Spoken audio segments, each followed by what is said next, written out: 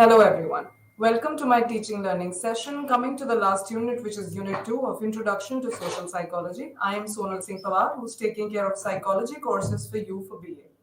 Today, talking about the last unit where we come down to culture, self, and social behavior, we now start relating to how is your self and your behavior associated to culture. Culture becomes a major construct here. So let's begin with understanding what is culture. Culture usually is not a very single and simple entity, it is a multi thing. When we talk about culture, it talks about not only the language, the people, the regulating norms within a section of people and region of people, but also these are some subjective aspects like words, beliefs, attitude, roles, norms, and values that one set of system consists of. And culture is something which in our society, when we talk about an Indian society, we are multicultural people. So, speaking of that, Triandis in 1972 defined culture includes some objective aspects such as tools, some subjective aspects, subjective because it differs from people to people, which is belief system, the stereotypes, the attitude, the norms, and the values that we hold. Culture also has some essential features, which is if you digress from one culture to the other, there are going to be features which are going to be common in all the culture.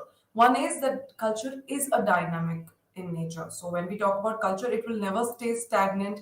It will show tendency to change. How? Because culture with every passing population has new trends, new attitudes, new values that comes into place. So that is dynamic nature of the culture. Then we talk about system of rules. Various behaviors, rules, attitudes, and values in a culture do not exist in isolation, which means when we talk about a culture, there are people create new norms, people create new attitudes, people create new values that are perfectly fit to their age trend or probably perfectly fit to their set of identity as a culture or as a set of identity as a group that they hold. So they always have a system of rule. Norms are an essential part of culture. Groups and units, when we are speaking about culture, we all know that being a multicultural society ourselves as in India, we have multi groups which are formed. So what does culture gives us? Culture gives us different groups and units. So when we talk about different groups and units, it suggests that it does bifurcate like a tree into smaller units, smaller groups, and when we take it in in a perspective of individuals within groups, the units that reflect cultures are specific individuals within a group. So when we talk about groups, groups are collection of people and units are individuals who are within the culture, ensuring that there is a survival of the group also. So until, when we talk about a region, let's take an example. When we talk about Delhi, that we are saying that Delhi NCR has a multicultural area. It has multi groups, and every group comprises of units, which are people. Now, these people ensure that the survival of the group goes on. How? They associate more people of their ideology, of their thought process. They might associate their own offspring, which is their own children. So, groups and units allows the survival of the group, which is a very essential part for it to be there. So, a culture can only survive when the units and groups keep growing after every time and now. Then coming to that, culture also impacts our psychological and our behavioral components. So how does it impacts our behavioral component? Culture actually gives us norms. We just spoke about it. It gives us the rules to conduct and behave. So when we talk about rules to conduct and behave, it will impact the way you talk, the way you greet people, the way you are interacting with people, and the way that you are trying to conduct yourself within your group. So there is an unsaid set of norms which are created, which impacts the way you behave, the way you think, the way you conduct yourself. Also, psychologically, culture has a huger impact. Psychologically, in terms of the kind of thought process that we hold in our mind. So, when we talk about behavior, psychological impacts tend to happen before that. So, the kind of attitude that we form, the prejudices that we talk about, the stereotypical thoughts, that's all coming from the cultural thought that we have, from the group that you're a part of. So, first, an attitude is created, which the group gives you. We start thinking and reasoning and analyze that attitude. We create a stereotype probably about other people or probably about our own group. And then there are prejudices, and then further behavior comes into play. The way you behave, the way you talk to people, the way you conduct yourself. Also, discrimination is also a part of behavioral component. If there's a stereotype which is formed for another group, we have behavior as a discriminating component over there. The last feature, one of the few last features of culture is that it's individually different. We all know we all comprise of different cultures, so it is highly different. I'm sure one culture has distinct features from the other culture despite they are in the same region. Delhi is a similar region, but we have so many cultures here. So they all are different to one another. Also, the difference also comes into play because of the generational shift that we show.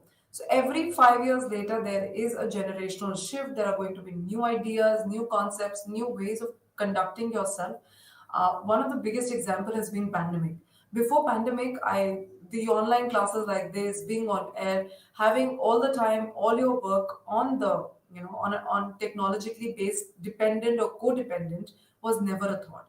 But post pandemic, our education system, our work alliances, everything, even smallest of information, we had application for all the bank setups also to make our work easy. This has been a huge generational shift, which now has moved to this generation. And another 5, 10 years later, we'll have some other shift. So, generation also causes this transmission and this individual difference. Also, inevitable changes over time. Although culture is believed to be relatively stable over time, but it does go inevitable change. COVID again is a big example. Our educational system was always conventional. The way we have a board, class 10th and class 12th board, that has always been a conventional setup. Then board allowed us to give an internal paper, which was online. On the basis of that, children were assessed, and there was no conduction of a final board paper. So this was an inevitable change. Is an inevitable thing. It might happen anytime. We do associate stability with culture, but some historical, some such pandemic changes does bring about changes which are not something that we can control. So whole in all, what is a culture? Culture comprises of attitudes, food, religion, faith of people, behaviors, thoughts and rituals, customs, language, and belief systems that we have. It is different from one person to the other. It is relatively stable but can bring about changes. Transmission takes place highly of the culture from one generation to the other. So this is what culture is. Now we will associate how does our self and our social behavior changes because of this culture. Speaking of the first cultural aspect, which is the first social behavior that happens in culture, is enculturation. Enculturation is a process by which aspects of our own, which is our own culture, are transmitted from one generation to the other. So, enculturation is transmission within your own culture. We are not talking about interculture, we are talking about intraculture, which is within ourselves. So, enculturation is a process which refers to aspects, changes in the aspect of our own culture, which transmits from one generation to the other. So it's simple transmission from one generation to the other of your own culture, and there are various agency for the same. Enculturation's major aspect is observation. It's not there on the screen. You can please make a note of it. Observation is one of the most important feature of enculturation. Why? Enculturation mostly happens in Indian society. We see our little children, our siblings, copy from us, imitate from us, observe us, and learn something. Probably cooking is something which a child has learned watching her mother, or probably a child has learned watching her father. And management and strict organization of the workplace, a colleague has learned from his senior merely on the basis of observation. So, enculturation speaks about observation that we talk about. So, when we speak of observation to be a part of something which is enculturation, it's the key. It's the key. Without observation, there is no enculturation. Now, there are agents. How does it happen? It happens through various agency. Parents and offsprings, because parents and offsprings are our primary group, a group that we interact day and night, a group that we are very closely bonded with. We see them every now and then, which is like I'm sure most of us in Indian societies are living with our parents. So primary group has frequent interaction. It is least permeable, which is you cannot disown your family, you cannot disown your siblings, you will always be tied with blood. So that's something which is a primary group. Then we come to something. as understanding how parents and offspring comes to be so important agency of enculturation. So a hierarchy of three parental goals was given by Levine in 1977. Levine stated that there are some goals which only parents provide to children, which becomes and is a very essential part of socialization and enculturation. The first is the obviously the offspring's physical survival. As the child is growing up from their toddlerhood to their pre-primary and their early childhood, parents are always teaching children to hold up challenges, which is a positive appraisal of your situation. You never think things as harm and threat. The more threatful you will take your environment to be, your physical survival is something which is always going to be you always question your existence. So first parental goal that parents teach to children is something which is parental goal as in survival, making the child be aware that they can survive no matter whatever the physical conditions are. So helping children understand that survival is possible in any condition. This is majorly given by parents. And we need to know that the first 3 years of life is so important that the impact of parental learning on us has a huge, huge impression throughout our life. So, whatever that you've learned in the first early years of your life will have an impact on all your years of your later life. Then we have fostering of behaviors that promote self sufficiency, which is parents and even siblings at times foster and create and make you learn behaviors which will support self sufficiency, because which support independence, which tells you how to work through through a crisis situation, through a situation where you can work alone, manage alone, organize alone. So self sufficiency is something which is promoted again by parents. Then obviously there are other things which is values and morality comes from parents. The code of conduct of what is right and what is wrong in society actually is coming from parents. Parents is the first, as I said, the first group that we interact with. So when parents is our first group of interaction, which we essentially are interacting, and they are the window which is leading us to the external world. So whatever values, whatever code of conduct, whatever right and wrong our parents have given us, that is something which we are going to reflect outside. So yes, they do become a huge medium to understand that what are the correct values of the culture, how do you need to present yourself, what is the right and wrong in our society.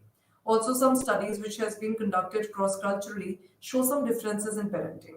They do say that different culture can, give out different kind of parenting, which indicate that there are going to be parental goals which are very different from culture to culture. So, essentially, Levine stated that these goals are going to be something which is stable across culture. But if the parenting styles are different, we are going to study about parenting styles. If the parenting styles are different, in the same culture, you will see that the child might understand different goals or might have different goals.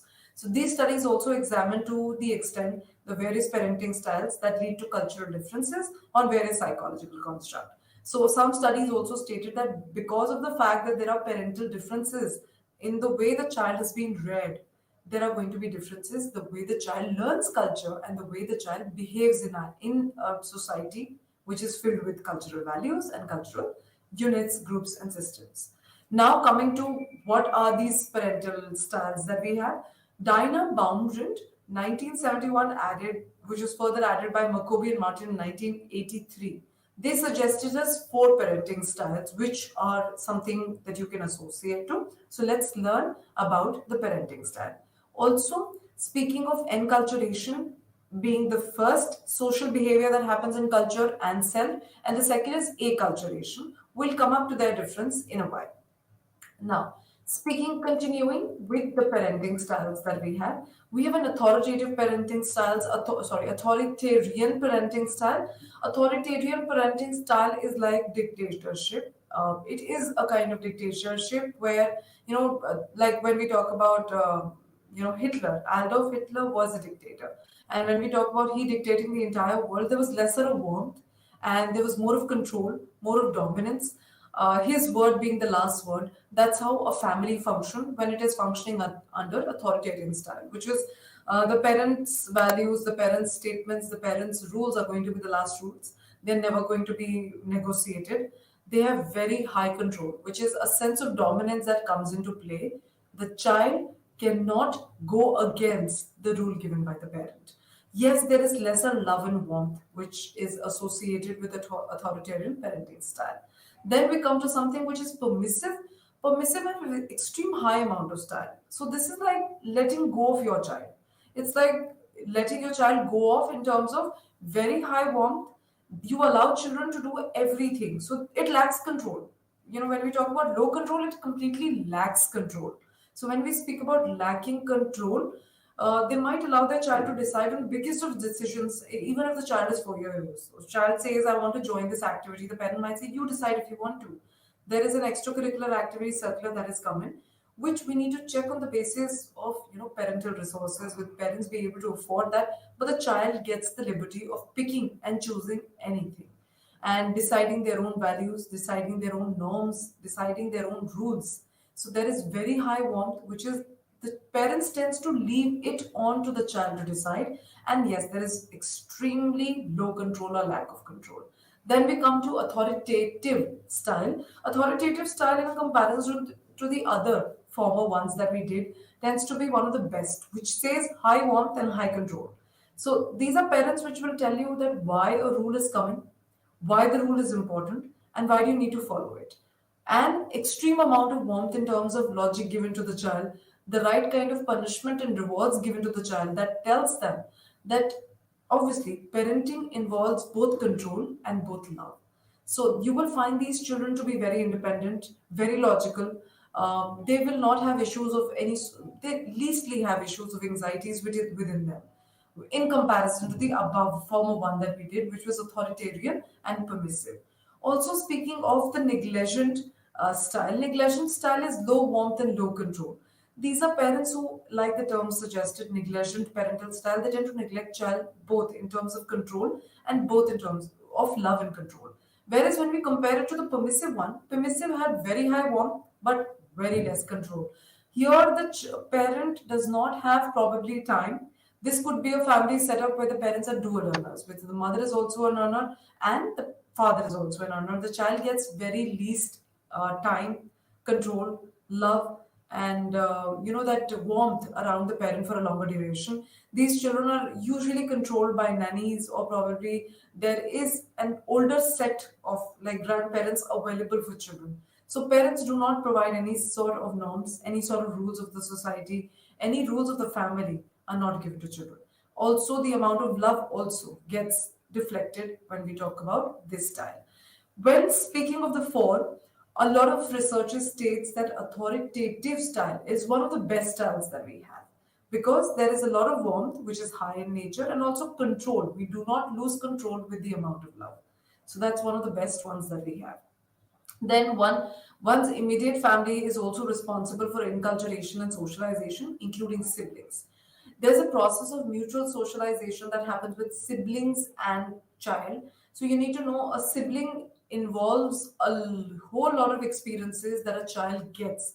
Sibling pass on their set of beliefs is if it's the elder sibling, and if it's the younger sibling, the younger sibling takes away their belief of being a child, how the life has been, how the experiences have been, how the behaviors have been as a child in that family. So there is passing and transmission of rules, of behaviors, of belief systems, of attitude, which was stated by Zonko and Goldring in 1995. Also, in some families, having a large number of children and older siblings may take on the responsibilities of taking and caregiving of the younger siblings and sisters. So, you will find that the elder sibling does have a parental figure. There's a whole set of responsibilities that come to them, and the younger ones are always treated as young buds in the family, and also by the siblings are treated as friends.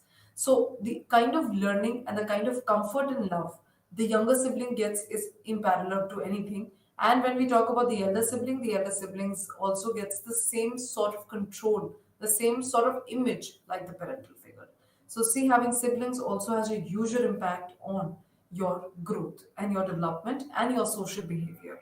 Now, speaking of peer relationships also have a huge impact. We need to know as soon as the child turns 9 and 10, uh, right from the family to the social world of school and a setup which could be a play setup. the peer now becomes an essential part. 9 plus, peers are one of the most important part of a child's life. So it can be both challenging and supportive. Being accepted by other children is such an important source of affirmation and social validation. We all know if you have a friend group that accepts every flaw, every achievement with pride, are something that's going to add so much to the self esteem of the child. So let's take an example. A child has a group which is very comforting, very, very accepting, embracing both of the flaws and the achievement, and they take each other as each other's pride. Remember, this will add a lot of positive self esteem in the child.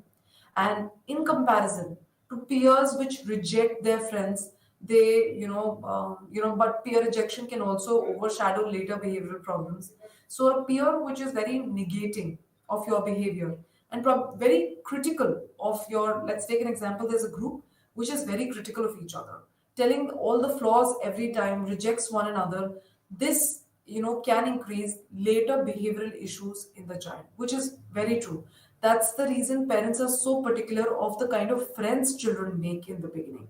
That's why parents are so choosy and they keep telling their children, you should not be with them, you should not be with this friend and that friend, because of the fact that peer rejection, getting neglected from friends, not getting the kind of acceptance that you should from the friends, can create behavioral issues and probably psychological disorders and issues like that in children.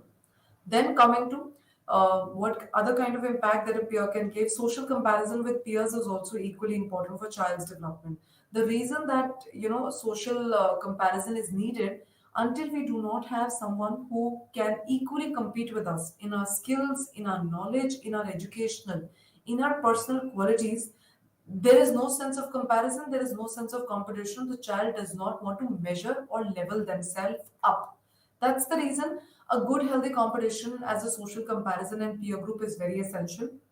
Also, with the approaches, as children approach adolescent, peer relationship does become a center focus. You should see a peer grouping in in an adolescent time is one of the most essential thing.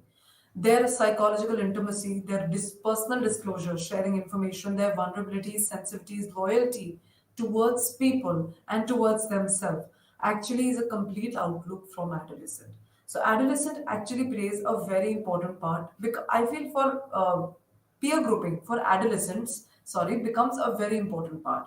And a good healthy peer group, even in children, is important for growth, a development, holistic development, and not create any later behavioral issues. And for peer development is extremely important for them to be competent, to be self-accepting, to be a positive individual, which a teenagers can develop if they have a very comforting friend group.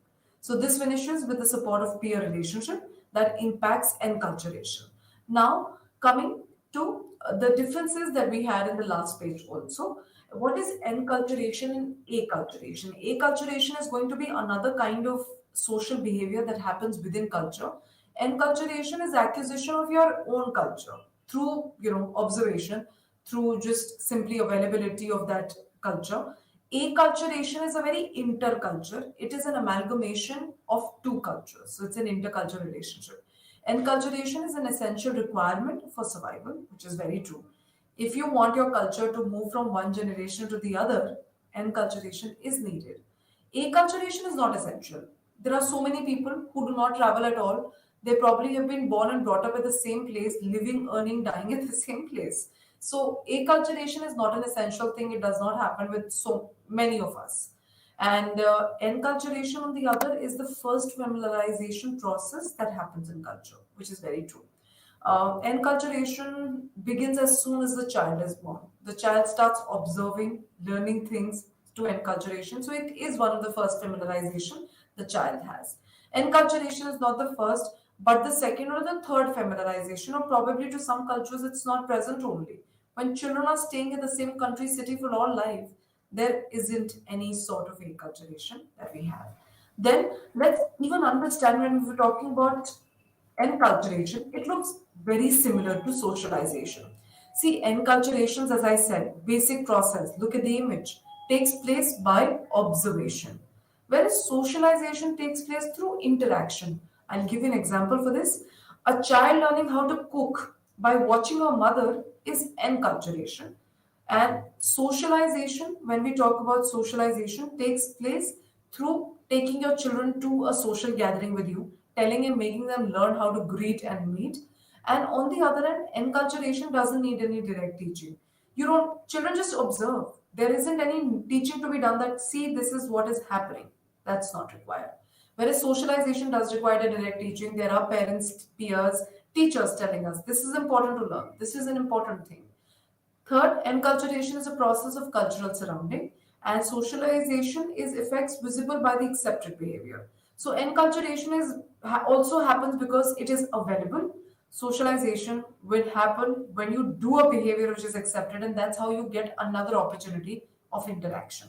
So, socialization is dependent on accepted behavior, enculturation is not.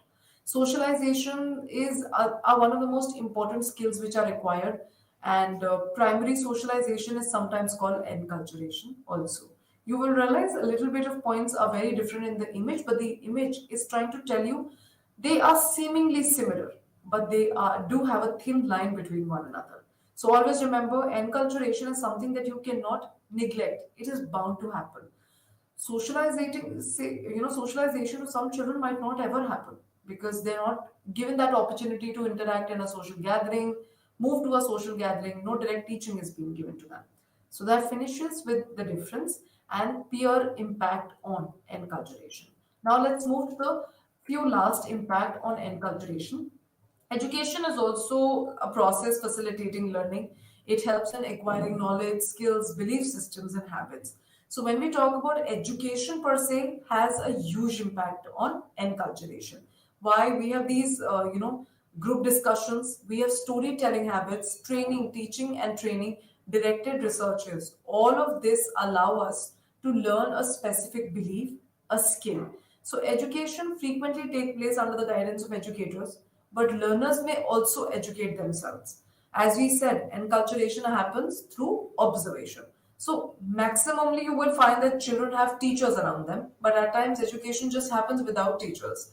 So education can take place in a formal, informal setting, and any experience that has formative effect on the way one thinks, feels, act may be considered educational. So anything that impacts you in an educational surrounding, makes changes in your early years of life, the way you see the world, the way you think about it, is also considered educational. John Dewey stated that there are some of the most important, roles of education, which is prevalent in our society. So, what does education do to us? It gives cultural transmission. Obviously, it minimizes inequality. Education is a very big tool to eradicate discrimination. So it actually minimizes inequality. It gives us social adaptability and social change. So when we talk about changes in terms of having learning something in any setup, social adaptability is one of the most important thing. If you're not able to adapt to a new environment, lacking that will make you learn. So that learning is again an education, and acquisition of new knowledge always comes from education, and personal development, holistic development is complete when a child is educated. So these were some of the most relevant roles of education on us. So this is being given by John Dewey in 1899, and then it was obviously, as the generation and times changes, it was adapted in 1916 for us. Now coming to the last impact on enculturation. Enculturation is also impacted by religion. As it is impacted by education, we need to know that religion is also one of the most important and separate entity. Religious advocates would say that values as well as education to children and educational institute encourage religiosity in children. So at times, learning to be a part of a system, which is a religion, gives us many values, many learnings, which tells us a positive way of living. Like we have so many of them. We have Judaism in ancient Israel, Torah, and in Torah, instructed and encouraged learning and literacy. And when we move to European countries, we need to know these European countries are so culturally abided that their language is a must in any of the teaching capacity. So any course that you do, their language is always going to be a part of it. So see how religion can also impact your education. They've already given a context, which is the text of Judaism in the Asian Assyrian Torah. So that's a must to be learned. That's how, when we talk about political science, we are learning about so many policies which is in India. How did all the policy system and constitution was made in India? When we talk about historical facts, we talk about revolutions being studied in India. How did the Mughal, the French Revolution happen? So this is a part of our education, which also includes religion in between. How different cultures set have a religious system, which gives them a specific knowledge as per their religion. So the schools, however, it's also found like in the early times how there was a bifurcation of genders that only boys were allowed in education system. Now, understanding that enculturation happens through peers, through schools, through religion, education, and obviously family, let's move to self. How does our self changes across culture? So, as the topic is about self, culture, and social behavior, let's understand the different selves that you have in the culture. So there are three kinds of selves that you need to learn. One is sense of self, which is in an individualistic society. Then there's a sense of self in a collectivistic society. So if we differentiate it in a simple pattern, you will always find individualistic societies to be technologically brighter, technologically one step ahead of us. So these are Western societies to be considered. They focus on individual goals. They are much more independent. They considered independent sense of self to be something which is a core value in a group. Even in a group, even if they're working together, individual goal satisfaction is something that they prioritize, and they're more focused on individual growth and life. When we talk about collectivistic societies, these are Eastern societies, which are Asian societies per se. India can also come here, and these are culture which encourages more collectivistic view, more holistic view, and interdependent running of people, which is interdependent goals, interdependent lifestyles, and an interdependent sense of self. We do tend to take the Eastern countries and a non-European, European country cultures to be technologically lesser advanced than the one which are individualistic. So these are the two kinds of selves that you need to know, which was given by Marcus and Kitayama in 1991. Now let's understand how do we differentiate these two kinds of self on various parameters. So the first parameters, you can even see there are seven comparative parameters between individualistic and collectivistic societies. Self perception. Speaking of the collectivistic view, self perception is together, working together. They always see them as joint entities. Remember, individualistic societies see each other as something which is individual, something which is single, and something which is focusing on themselves. So it's not conjoined here. Then, speaking of social explanation, which is next, social explanation of sense of self comes in when we talk about individualistic society. Here, the sense of self is completion of individual goals. So, social explanation would be we are a part of a social gathering to complete our goals. Whereas when we talk about collectivistic view, they are together to complete each other's goal. Now, motivation to achievement. Collectivistic view are achieving in relationship to the other people. It's always a group goal. It's always a goal together. When we talk about something which is what do you call this? When we talk about the individualistic societies, they see motivation to achievement as speed, minimal move, individual achievement. So they are motivated to take care of individual and self-focusing achievement. Then there is self-enhancement. Self-enhancement in collectivistic will always come with people, and in individualistic, it comes what you learn alone in a group. What are your skills? What are your tasks individually? Then social implication of emotion and social implication of indigenous emotion and happiness. Happiness, in a social society is seen when the entire group is happy, when the entire group is collectively reached a goal. Your happiness is self. So it's going to be what you have done to achieve that sense of completion and happiness in an individualistic goal. Whereas when we talk about the collectivistic, the happiness and an emotion is dependent on the other people. That's why in Indian society, a family is such a huge construct. because it talks about goals together, love together, happiness together. So you feel good when an entire family works together and gets something. So that's an example of collectivistic society, which is obviously the Eastern countries that we talk about. So this is self and culture, which is how there are two kinds of self across culture. Now, you can even see some differences. We have collective goals in collectivists, we have personal goals in individualism. Importance of social community is very high, whereas here there is individual completion, materialistic goals that you have. Collectivistic people, or as we talk about achievement, it's together. So there's going to be less competition, less comparison. These people are a little low in self esteem and self concept because everything is interdependent. If the group has something which is a collective self esteem, then it's going to be high, else there is low self esteem, and they're more social. When we talk about individualistic, they're high competence, they have very high self esteem, they're more self centered. So that finishes with the two kinds of self that we have across culture, which is individual and collectivistic. Now let's move to multicultural identities. There are three kind of identities which was given by Hogg and Morris, and one identity is interpersonal, the other is intra, and the other is collective. So as we have a self, how does that self identify in the culture?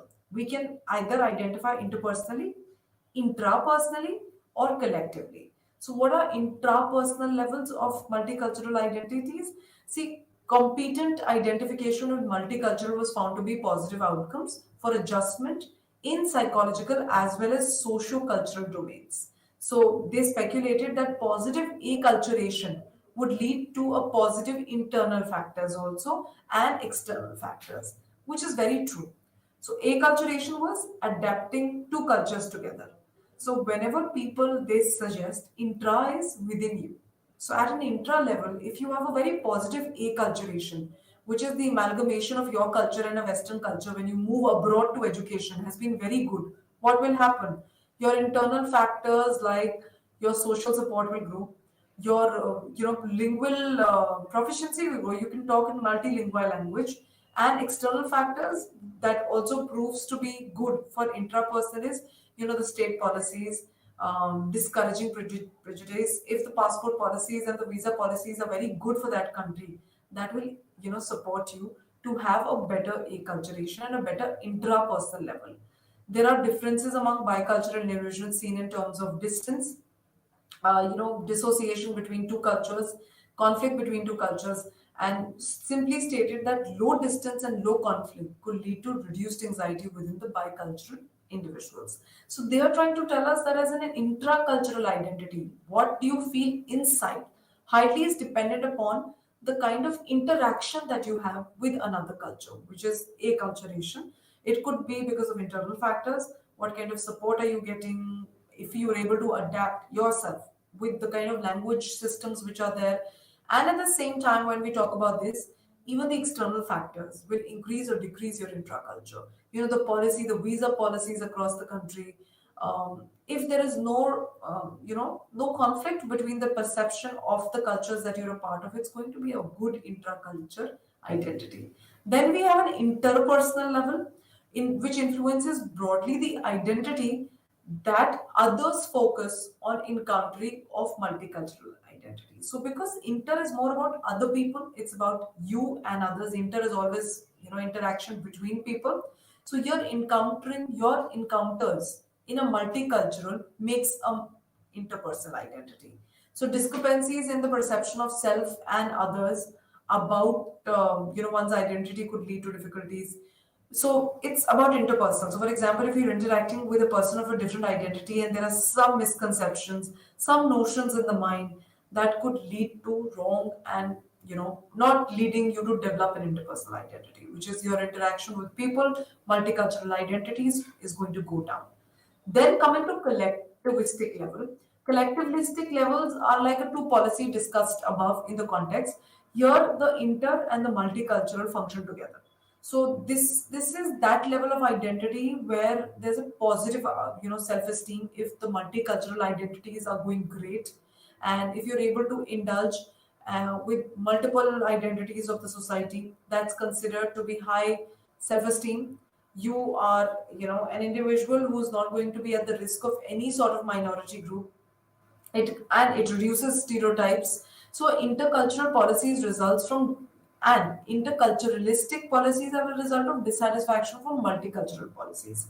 So interculturalistic policies will arise only if you have dissatisfaction at a collective level in multicultural. So let's take an example. A child moves out of India, interacts with many people in their college. I'm sure in a college system you have multicultural people. So you tend to preserve a lot of knowledge, learn about traditions, interact with one another. That leads to a positive self esteem because you're accepted, you're liked by people. That's going to reduce the minority, but for example, if there is a result of interculturality, that you're protecting your culture, you don't want to discuss about your culture. Other people are very hideous; they don't want to discuss about their culture. This leads to dissatisfaction. You might not be in a good harmony with other people, and it could lead to a low, collectivistic level of thought. So, three identities that you can form: an intra, which can be both positive, negative, in inter, and a collective. Collective talks about multicultural, which is positive, and if it happens to be intercultural, it is a little negative. So that means two identities from the kind of self. Now let's move to the social behavior across cultures. So you need to know, we are just going to now talk about how behaviors are different across cultures. So, as you see on the text, first let's talk about social behavior across culture. See, culture does control the way you think, the way you see a society, the way you see people and bond with other people, and how do you interact with the group. So, the first thought that a culture gives a social activity is in group and out group. What I'm trying to say is the first, behavior that we end up doing in a cultural system is form a group. So the group that you have formed is becoming the in group, and the way you consider and take the other groups as a social behavior turns out to be an out group. So it could be either an in group or an out group. In groups are something that you identify with, you feel connected with, you feel belong to. This could be your caste, your religion, your community group where you're doing charitable work, your family, your basketball team, your football team, etc. Now, the outgroup is something that you do not identify with. It could be a competing team also. It could be a team where you do not belong to, a friend group that you do not belong to, a culture or a community, religious community that you do not belong to. So it also can be two competing football teams. The football team themselves, A, feels that I'm the in group, and B is inferior. I don't like them. I don't connect with them, would be an out group. Then let's understand, when we understand that these are the kind of social behavior happening as soon as a culture that you go to, there are some cross cultural differences also of group membership. As this is the last unit, it will talk about how your social behavior differs in different culture. So first is stability. Stability of a group membership varies across culture. Some cultures do consider stability to be a very good aspect. Some people feel that dynamic nature is more important. So in North Americans generally have a stable in groups and out group membership in comparison to Asian culture. You will find that Asian cultures keep deflecting from in groups and out groups. Their ideas and opinions keeps changing. Wherein when we talk about North Americans, there is a stability of once a social behavior of in group and out group is formed. They're very stable about it. Then also communication with out group in a collectivistic culture depends obviously on highly situational factor because it's a collectivistic culture, and it talks about many cultures coming together and interacting, while situational demands do not play an important role in the individualistic culture, which is very true. When we talk about a culture where you are collective in nature, which is you are working together with many cultures, remember your culture is going to highly depend on situational factors because situations can impact different cultures differently. So collectivistic view might get impacted. But when an individual culture, why will they get impacted by situations? They know what they want. They know my individualistic culture is about being concerned and self-focused. Situations and demands of situation do not impact them much. Then, in relationship to communication and interaction, with their own members. Collectivistic group has obviously prolonged interaction because of the fact there are many cultures here. So collectivistic group usually take themselves as together, take themselves like family. So obviously the interaction is more prolonged. Like Indian families tend to during a function, which is let's talk about during a festival, tends to connect with everybody, right from their uncles to their little siblings to their aunts to their grandparents. So that is a collectivistic view. Interaction and communication here is very important and it's very prevalently happening all the time. Whereas in individualistic cultures, which is American students, it was found that they have very fewer interaction. So yes, connecting with everybody is not important, but connecting to the near and dear ones is something which is important. So that is again a difference between the individualistic culture and collectivistic culture. We can just bifurcate between a Western and a non-Western culture. You will find all the difference here. Now, moving to attachment styles. This is another way that individualistic culture and collectivistic culture differentiate. Attachment styles were given by Mary Ainsworth et al. In 1978, and this also, these attachment style also came up as a strange situation experiment. There was a strange situation experiment done where there was multi situation and the children were a part of this experiment, and that's how they showed all of these kind of attachment when this strange situation came to them. So first, let's talk about the most positive attachment that they gave, which was the secure attachment. Secure attachment usually is ones who, those children who explore very freely. They engage with activities even with a stranger. And for example, if the mother goes away, let's talk about separation anxiety. When the mother leaves and comes back, you will find that children with secure attachment will be upset, but they will happily return to their caregiver. So this again is because of what the kind of caregiving community or culture that you're a part of. If the culture always provides a secure attachment, a very secure base, the child will develop a secure attachment. Then moving to ambivalent. Ambivalent is even called resistant attachment style. This vary from situation to situation. In general, particularly stranger and stays close or even clings to caregiver rather than exploring the toys. So they are very ambivalent, which is they're very resistant. Um, they show very different odd behaviors to a stranger. Then they might go close to their parent caregiver and they cling to them rather than enjoying the toys. And when the parent caregiver leaves, the child is extremely in distress and the and is ambivalent when the caregiver comes back. Ambivalent is they cling to the caregiver, then they leave it, then they move to the toys, and then they stay close, then they move away again. So it's a very a very midway sort of thing. They do enjoy the caregiver when they return, and they also show odd behaviors. So that is resistant. The upsetting nature is the distress is showing you a little bit of resistance. Then we talk about avoidant attachment. These are usually coming in individualistic communities because, see, uh, at times what happen is as soon as the child is, detached from the mother, the child will ignore the mother when they come back for a while, show very little emotions, and the mother departs and returns. So you will see that these children tend to be very distant from their mother when the mother returns. Because of the upsetting nature, they will ignore their mother for a while. So this is suggested as the avoidant attachment. And I would not suggest this can be available both in the individualistic culture also and also in the interculturalistic identities where we do not really get well with the other communities. Also, now a child with disorganized and disoriented attachment style seems to be inconsistent in coping. You will find them in stress in most of the situation. When their parents go, when they meet a stranger, when the parents come back, they are still in distress. So this could also be a part of both collectivistic culture also and individualistic culture also. At times, living in a collectivistic culture might confuse a child. So this could lead to disorientation in styles. So this was attachment styles, which is equally important in social psychology and even in social behaviors.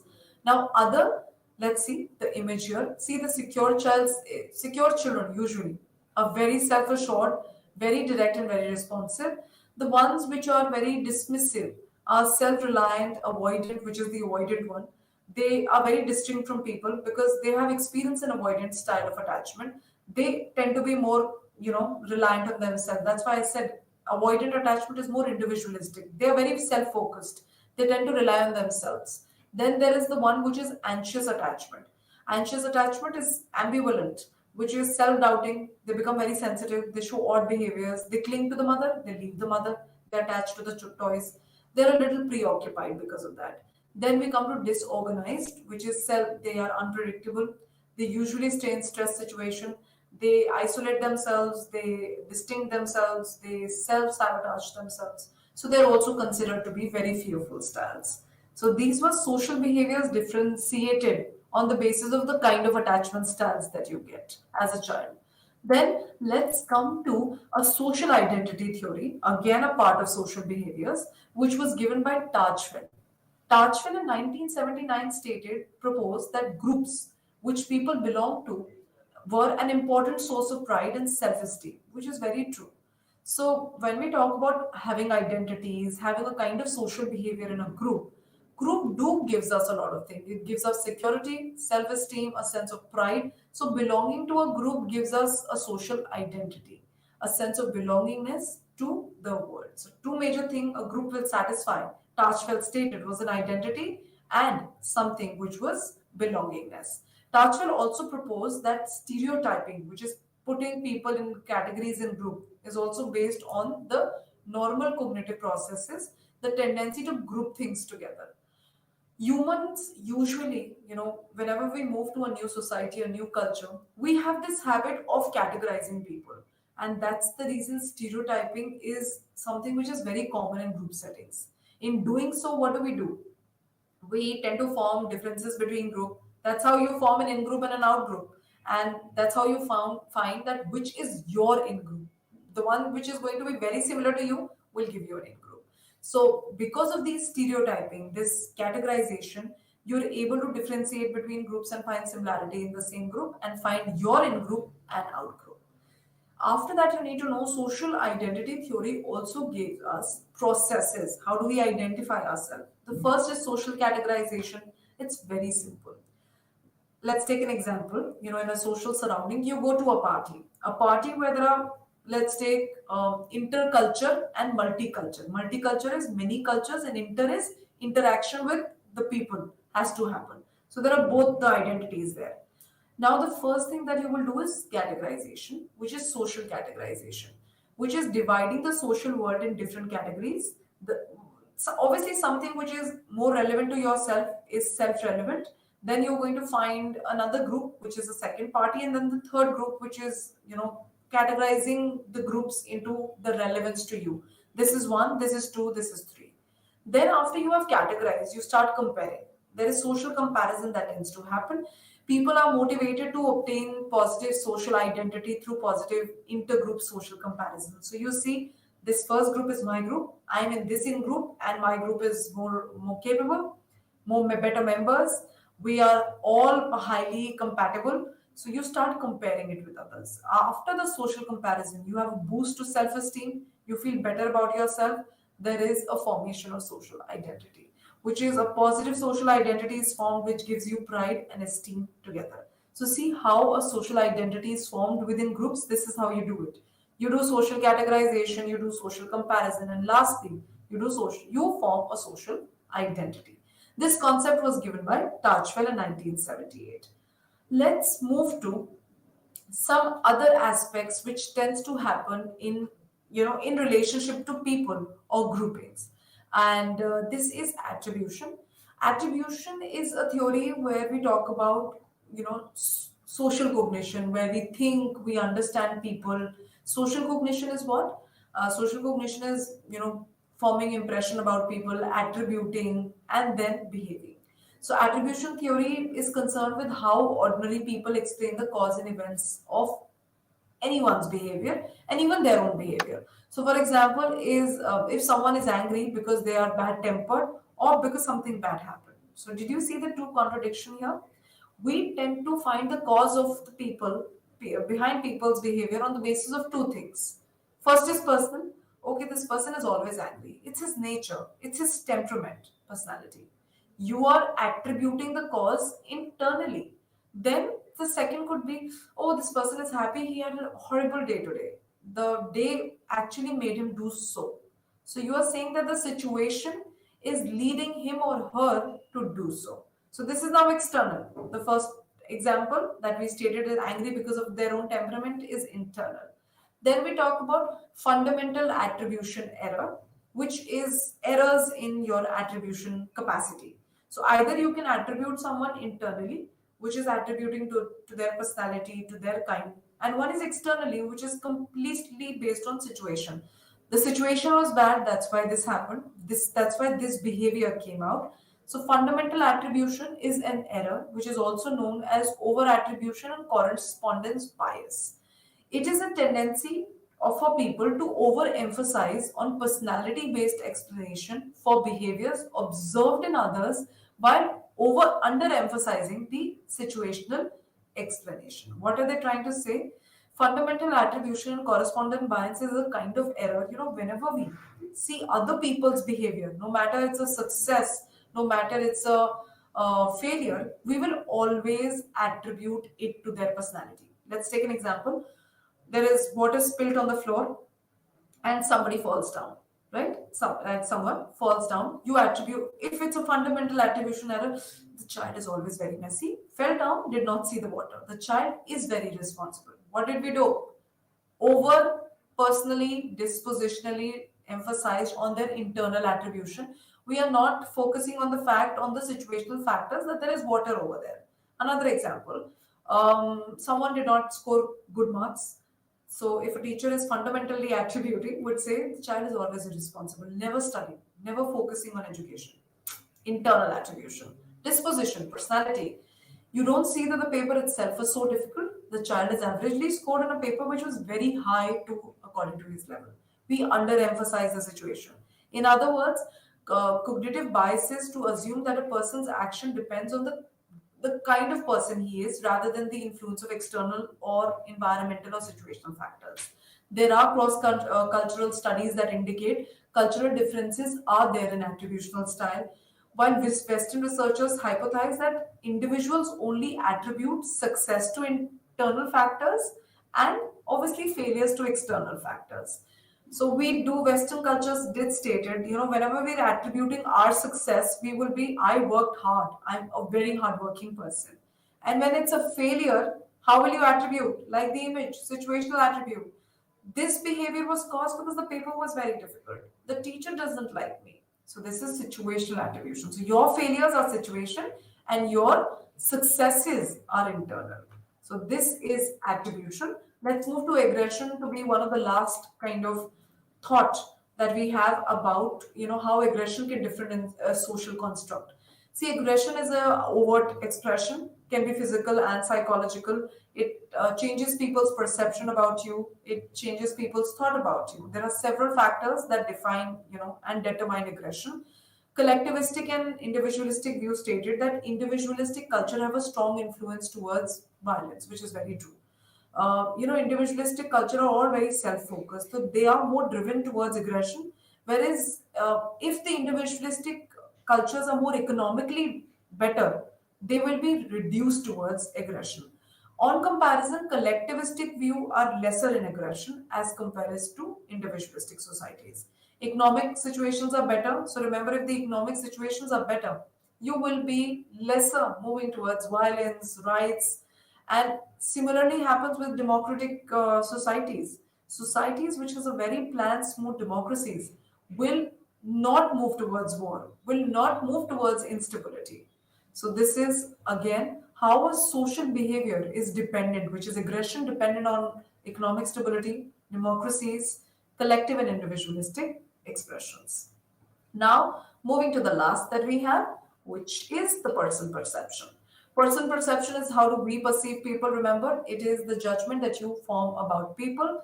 This again constantly keeps changing. Individuals evaluate the form of perception the way they are shaped according to the information which is available to you. This also differs in a social, judgment.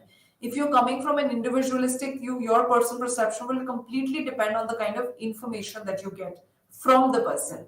If it's a collectivistic view, remember how you form an impression about person will depend upon various factors. Other people's thought, other people's opinion, conclusion from others. This lastly finishes how social behavior is something which depends on our culture and also the kind of self and identities that we form. This finishes with the introduction and social psychology as a complete unit, which is BPCC 132. Hope you all understood. Thank you.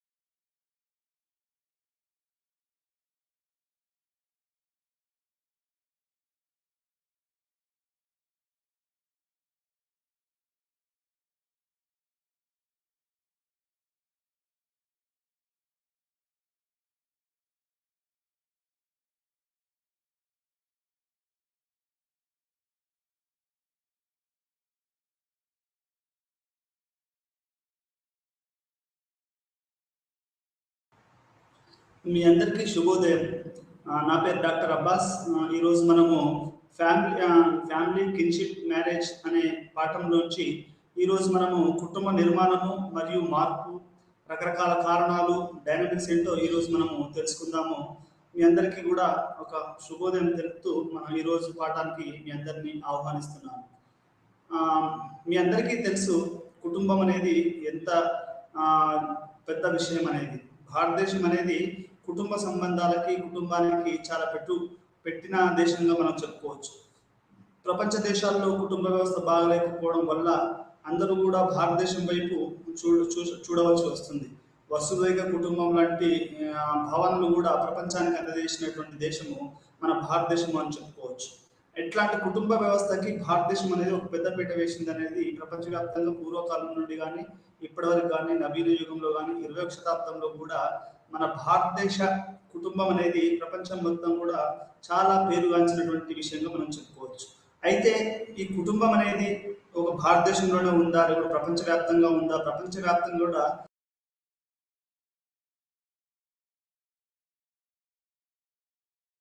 దీని సంస్థ అనాలి. సంస్థ అంటే ఎందుకు అనాలి అంటే కొన్ని rules, కొన్ని రెగ్యులేషన్స్, కొన్ని పద్ధతులు, కొన్ని నియమాలు ఉంటాయి కాబట్టి కుటుంబాన్ని ఒక సంస్థ అంటారు.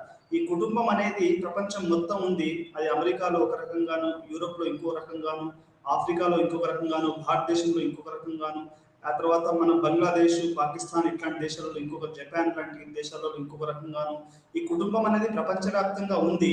కానీ రకరకాల రూపాలలో ఉంది. అది ఏ రకంగా ఉంది? ఇప్పుడు 20వ శతాబ్దంలో కూడా ఒకప్పుడు ఉండే కుటుంబం ఉందా? మరి ఉంటే అది ఎటువంటి మార్పులు చేరింది? ఎందుకు కుటుంబంలో మార్పులు వస్తున్నాయి? మనం పాతకాలంలాగా మనం ఎందుకు ఉండలేకపోతున్నాము? 20వ శతాబ్దంలో కుటుంబం ఎలా ఉంటుంది? అభిప్రాయాలు ఎలా మారాయి? ఎందుకు ఈ మధ్యలో కొత్త పోకడలు వస్తున్నాయి? అది స్వలింగ సంపర్కులు ఎందుకు పెళ్లిళ్ళు చేసుకుంటున్నారు? దాని వెనకాల గల కారణాలు ఏంటి? ఇవన్నీ కూడా ఈరోజు మనము ఈ పాఠంలో తెలుసుకుందాం. మొట్టమొదటిసారిగా మనం ఈ యొక్క పాఠంలో ఏం తెలుసుకుంటామంటే కుటుంబం యొక్క సంస్థలో మార్పులు, దాని ప్రధాన శక్తులు ఏంటి? రెండోది, కుటుంబం యొక్క కొత్త రూపాలు ఏంటి? అంటే కొత్తగా ఏ ఏ రూపాలలో కుటుంబం అనేది వస్తుంది? కుటుంబ మార్పు యొక్క సిద్ధాంతాలను విమర్శనాత్మకంగా విశ్లేషించాలి. అంటే కుటుంబం అనేది ఏ విధంగా మారుతుంది అనేది సిద్ధాంతాలు ఉన్నాయి. అంటే రకరకాల సిద్ధాంతాలు ఉన్నాయి కుటుంబానికి. ఆ కుటుంబం ఎలా ఎలా మారుతుంది అనేది యొక్క సిద్ధాంతాలను మనము ఈరోజు ఈ పాఠంలో తెలుసుకుంటాం. అదేవిధంగా భారతదేశంలో కుటుంబ నిర్మాణాన్ని అర్థం చేసుకోవాలి. అంటే భారతదేశంలో కుటుంబం అనేది ఏ విధంగా ఉంది, అది ఉమ్మడి నుంచి కుటుంబం ఏ విధంగా మారుతుంది అనేది కూడా ఈరోజు మనం పాఠంలో తెలుసుకుంటాం. అదేవిధంగా వైవిధ్యం, కుటుంబాలలో వైవిధ్యం అంటే అది కొంతమంది ఒక కుటుంబంలో పుడితే ఇంకో కుటుంబంలో పెంచబడతారు. ఇట్లాంటి వైవిధ్యమైనటువంటి కుటుంబాల గురించి తెలుసుకోవడము, పెద్ద కుటుంబాలు, ఆ తర్వాత చిన్న కుటుంబాలు, మధ్య కుటుంబాలు, ఇట్లా మాతృస్వామిక కుటుంబాలు, పితృస్వామిక కుటుంబాలు, లేకపోతే తల్లి దగ్గర ఇట్లాంటి తల్లి ఎవరు అథారిటేటివ్ అంటే ఎవరు దాంట్లో నిర్ణయాత్మక శక్తి కలిగి ఉంటారు? అది తండ్రి దాన్ని ఏమనాలి? ఒకవేళ తల్లి నిర్ణయాత్మక శక్తి, ఆర్థిక రాజకీయ శక్తిని కలిగి ఉంటే దాన్ని ఏమంటారు అనేది కూడా ఈరోజు మనం పాఠాలను తెలుసుకుందాం. అదేవిధంగా మార్పు సిద్ధాంతాలు, అంటే ఈ మార్పు ఏ విధంగా వస్తుంది? ఈ యొక్క జాయింట్ ఫ్యామిలీ నుంచి అంటే ఒక ఉమ్మడి కుటుంబం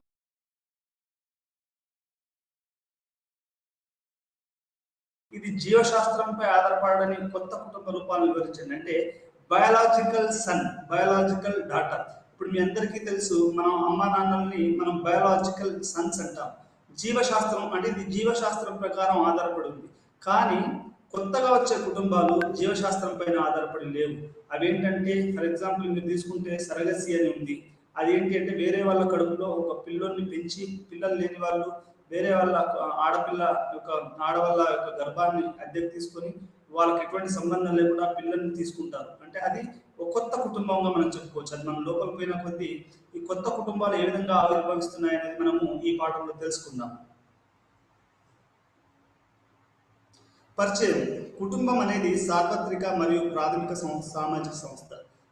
ఇదేంటి అంటే కుటుంబం అనేది ఇది భారతదేశంలోనే కాదు, ఇది ప్రపంచం మొత్తం కూడా కుటుంబ వ్యవస్థ అనేది మొత్తం సార్వత్రిక, ఇది ప్రాథమిక సంస్థ. అటు కుటుంబం లేకుండా ఎవరిని కూడా మనం ఊహించలేము. మీరు ఎంత పెద్ద శాస్త్రవేత్త ఐన్స్టీన్ కూడా ఒక కుటుంబం ఉంది. మీరు బెర్ట్రాండ్ రస్సెల్ అంటే ఒక ప్రపంచ తాత్వికుడైనటువంటి బెర్ట్రాండ్ రస్సెల్కు ఒక కుటుంబం ఉంది. అరిస్టాటిల్, సోక్రటీస్ మీరు ఏ ప్రపంచంలో ఎంత పెద్ద గొప్ప వ్యక్తిని తీసుకున్నా కానీ ఒక కుటుంబము అదొక ప్రాథమిక సంస్థ నుంచే వస్తారు. ఆ కుటుంబం మనం అర్థం చేసుకుంటే అది ఎట్లాంటి కుటుంబం నుంచి వచ్చాడు, ఏ ప్రాంతం నుంచి వచ్చాడు అనేది మనకు అర్థం చేసుకోవడానికి ఒక అర్థం ఉంటుంది. అంటే కుటుంబం అనేది ఒక సార్వత్రిక విశ్వజనీయమైనటువంటి సంస్థ. అంటే దీంట్లో మీరు అమెరికా పోయింది అనుకోండి, అక్కడ కూడా కుటుంబం ఉంటుంది. మీరు ఏదో అడవులకి ఏదో శ్రీకాకుళం జిల్లాలోని ఒక చిన్న అటవీ ప్రాంతంలో లోపలికి పోయినా కానీ అక్కడ కుటుంబాలు ఉంటాయి. అంటే దీన్ని బట్టి అర్థం ఏంటి, మీరు ఏ చిన్న ప్రాంతం పైన, ఏ పెద్ద ప్రాంతం పైన, ఏ మారుమూల గ్రామం పైన, ఏ మహానగరానికి పైన మీకు కుటుంబం అనేది ఒక సామాజిక సంస్థ, అది ఒక ప్రాపంచిక సంస్థ, అది సార్వత్రికత కలిగి ఉంది అనేది మనకు ఇక్కడ అర్థమవుతుంది. మనం సామాజిక శాస్త్రవేత్తలను ఏం చేయాలి అంటే ఈ కుటుంబాలు అనేది సార్వత్రికం నిజమే, కానీ దీంట్లో రకరకాల ఎటువంటి కుటుంబాలు ఉన్నాయి. ఒక అమెరికా కుటుంబం, భారతదేశ కుటుంబం ఒకటైనా, ఒకవేళ ఆఫ్రికాలో కుటుంబాలు ఎలా ఉంటాయి, మరి లేకుంటే అదేవిధంగా మనకు ఆస్ట్రేలియాలో కుటుంబాలు ఎలా ఉంటాయి, యూరోప్లో కుటుంబాలు ఎలా ఉంటాయి, ఇట్లా రకరకాల కుటుంబాలు ఏ విధంగా ఉన్నాయి, మన కుటుంబం వాళ్ళ మీద ఎటువంటి ప్రభావం చూపిస్తుంది, అక్కడ కుటుంబాలు మన మీద ఎట్లాంటి ప్రభావం చూపిస్తుంది. ఇప్పుడు అతి వేగంగా జరుగుతున్నటువంటి ఈ పారిశ్రామీకరణ, ఈ యొక్క నగరీకరణ, ప్రపంచీకరణ,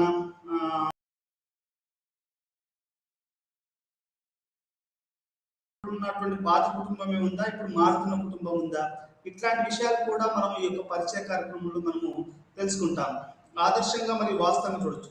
కుటుంబ వ్యవస్థ ఒక ఆదర్శం, ఎందుకంటే ఇది ప్రవర్తన మరియు మార్గదర్శకంగా విలువలుగా లేదా తరానికి పంపబడే నిబంధన సమితిగా పనిచేస్తుంది.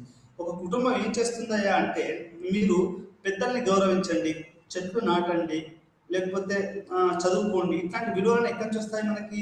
మన అమ్మ, మన నాన్న, మన తాతలు, మన తండ్రులు, మన పక్క వాళ్ళు, మన పిన్నమ్మలు, చిన్నమ్మలు, పెదనాన్నలు, చిన్నాన్నలు, మన యొక్క బంధువులు, అన్నయ్యలు, అక్కలు, అత్తమ్మలు, వీళ్ళందరూ కూడా మనకి ఏం చేస్తారు అంటే చిన్నప్పటి నుండే మనకు ఒక రకమైనటువంటి విలువల్ని వాళ్ళు పెంపొందిస్తారు. అంటే ఇక్కడ కుటుంబం అంటే ఏమవుతుంది అంటే కొన్ని విలువలు, కొన్ని సాంప్రదాయాలు, ఇవన్నీ కూడా ఒక తరం నుంచి ఇంకో తరానికి అది అందజేస్తుంది. అది ఒక సంస్థగా పనిచేస్తుంది. తరతరానికి, ఒక తరం నుంచి ఇంకో తరానికి అవి మనకి ఈ విలువలను అందజేస్తాయి. మనకు ఉదాహరణ తీసుకుంటే గాంధీ గారు వాళ్ళ అహింసా సిద్ధాంతాన్ని, ఆ అహింసా సిద్ధాంతం అనేది అది బుద్ధుని కాలం నుంచి వచ్చింది. బుద్ధుని కాలం నుంచి అంబేద్కర్, గాంధీ, వీళ్ళందరూ అంటే ఒక తరం నుంచి ఇంకొక తరానికి వాళ్ళు అందించారు, వాళ్ళ కుటుంబ పరంగా కానీ సమాజ పరంగా కానీ.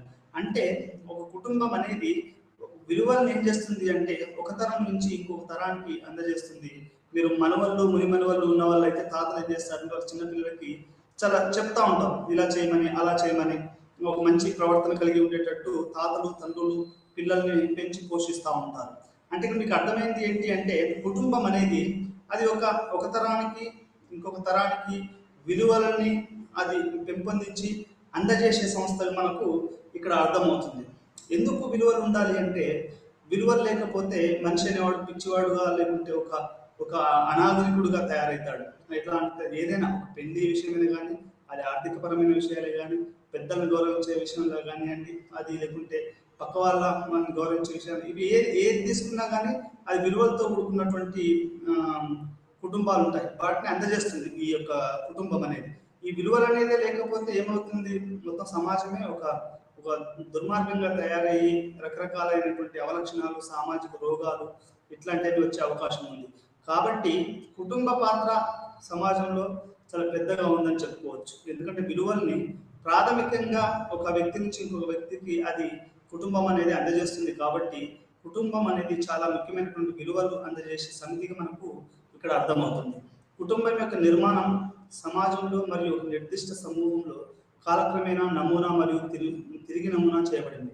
ఈ కుటుంబం అనేది మెటమార్ఫసిస్, దాని ఇంగ్లీష్లో ఏమంటారంటే రూపాంతరం చెందుతూ వచ్చింది. అది కాలంతో పాటుగా అన్ని మారుతూ ఉంటాయి. మనుషులు మారుతూ ఉంటారు, కుటుంబాలు మారుతూ ఉంటాయి, బంధవ్యాలు మారుతూ ఉంటాయి, చాలా మార్పులు గురవుతూ ఉంటుంది. అదేవిధంగా కాలక్రమేణా ఈ యొక్క కుటుంబం కూడా రూపాంతరం చెందింది. ఒకప్పుడు మీ అందరికీ తెలుసు అనుకుంటున్నాం, గ్రామీణ ప్రాంతాలలో ఉమ్మడి కుటుంబాలు ఎక్కువగా ఉండేటివి. అవి ఉమ్మడి కుటుంబాలు అంటే తాతలు, తండ్రులు, కొడుకులు, వాళ్ళ పిల్లలు, అటు పిల్లలు అందరు కలిసి ఒక కుటుంబంగా ఉండేవాళ్ళు. కానీ ఈరోజు ఆ కుటుంబ వ్యవస్థ మొత్తం చిన్న భిన్నమైపోయి ఈరోజు చిన్న కుటుంబాలుగా మరియు న్యూక్లియర్ ఫ్యామిలీస్గా అంటే అట్లా చిన్న కుటుంబాలుగా అవి వస్తూ ఉన్నాయి. ఇది కూడా ఒక పెద్ద మార్పుగా మనం చెప్పుకోవచ్చు. ఎందుకు ఇట్లా వస్తుంది అనేది మనం ఈ పాఠం లోపల పోయిన తర్వాత తెలుసుకుందాం. కుటుంబ రకాలు, అసలు కుటుంబ రకాలు ఎన్ని రకాలుగా ఉంటాయి, అది దాని నిర్మాణం ఎలా ఉంటుంది, ఈ సామాజిక శాస్త్రవేత్తలు మానవ అభివృద్ధి శాస్త్రవేత్తలు ఏం చెప్పారు, సంస్కృతులు వివిధ రకాల కుటుంబాలను వివరించడం ఇక్కడ జరిగింది. మన కుటుంబాలలో ఎన్ని రకాలు ఉన్నాయనేది కూడా మనం ఈరోజు మనం పాఠంలో తెలుసుకుందాం. అదేవిధంగా కుటుంబ రకాలపై వర్గీకరణ అంటే కుటుంబం సైజ్ పరిమాణం, అంటే ఒక కుటుంబంలో 5 ఉండొచ్చు, 10 మంది ఉండొచ్చు, లేకపోతే 20 మంది ఉండొచ్చు. ఈ మధ్యలో ఒక ఇంటర్నెట్లో అంతర్జాలంలో ఒక కుటుంబం గురించి చెప్పుకుంటున్నారు. ఒక ఆయనకు ఆఫ్రికాలో 110 మంది పిల్లలట. దాంట్లో ఆయన భార్యలు వాళ్ళ పిల్లలు అందరూ కలిసి ఉంటారు. అంటే ఆ కుటుంబ పరిమాణం అనేది చాలా పెద్దది. అంటే ఆ రకంగా కుటుంబ పరిణామం అంటే అది ఎంత పెద్ద ఉంది, దాని కూర్పు ఎట్లా ఉంది, దాంట్లో ఎవరెవరు బతుకుతున్నారు అనే దాన్ని బట్టి కూడా మనము అది ఏ కుటుంబం అనేది కూడా వర్గీకరణ చేయడం జరుగుతుంది. మరియు తరం ఆధారంగా కూడా మనము కుటుంబాన్ని వర్గీకరణ చేయొచ్చు. తరాలు అంటే ఒక తరం, రెండో తరం, మూడో తరం.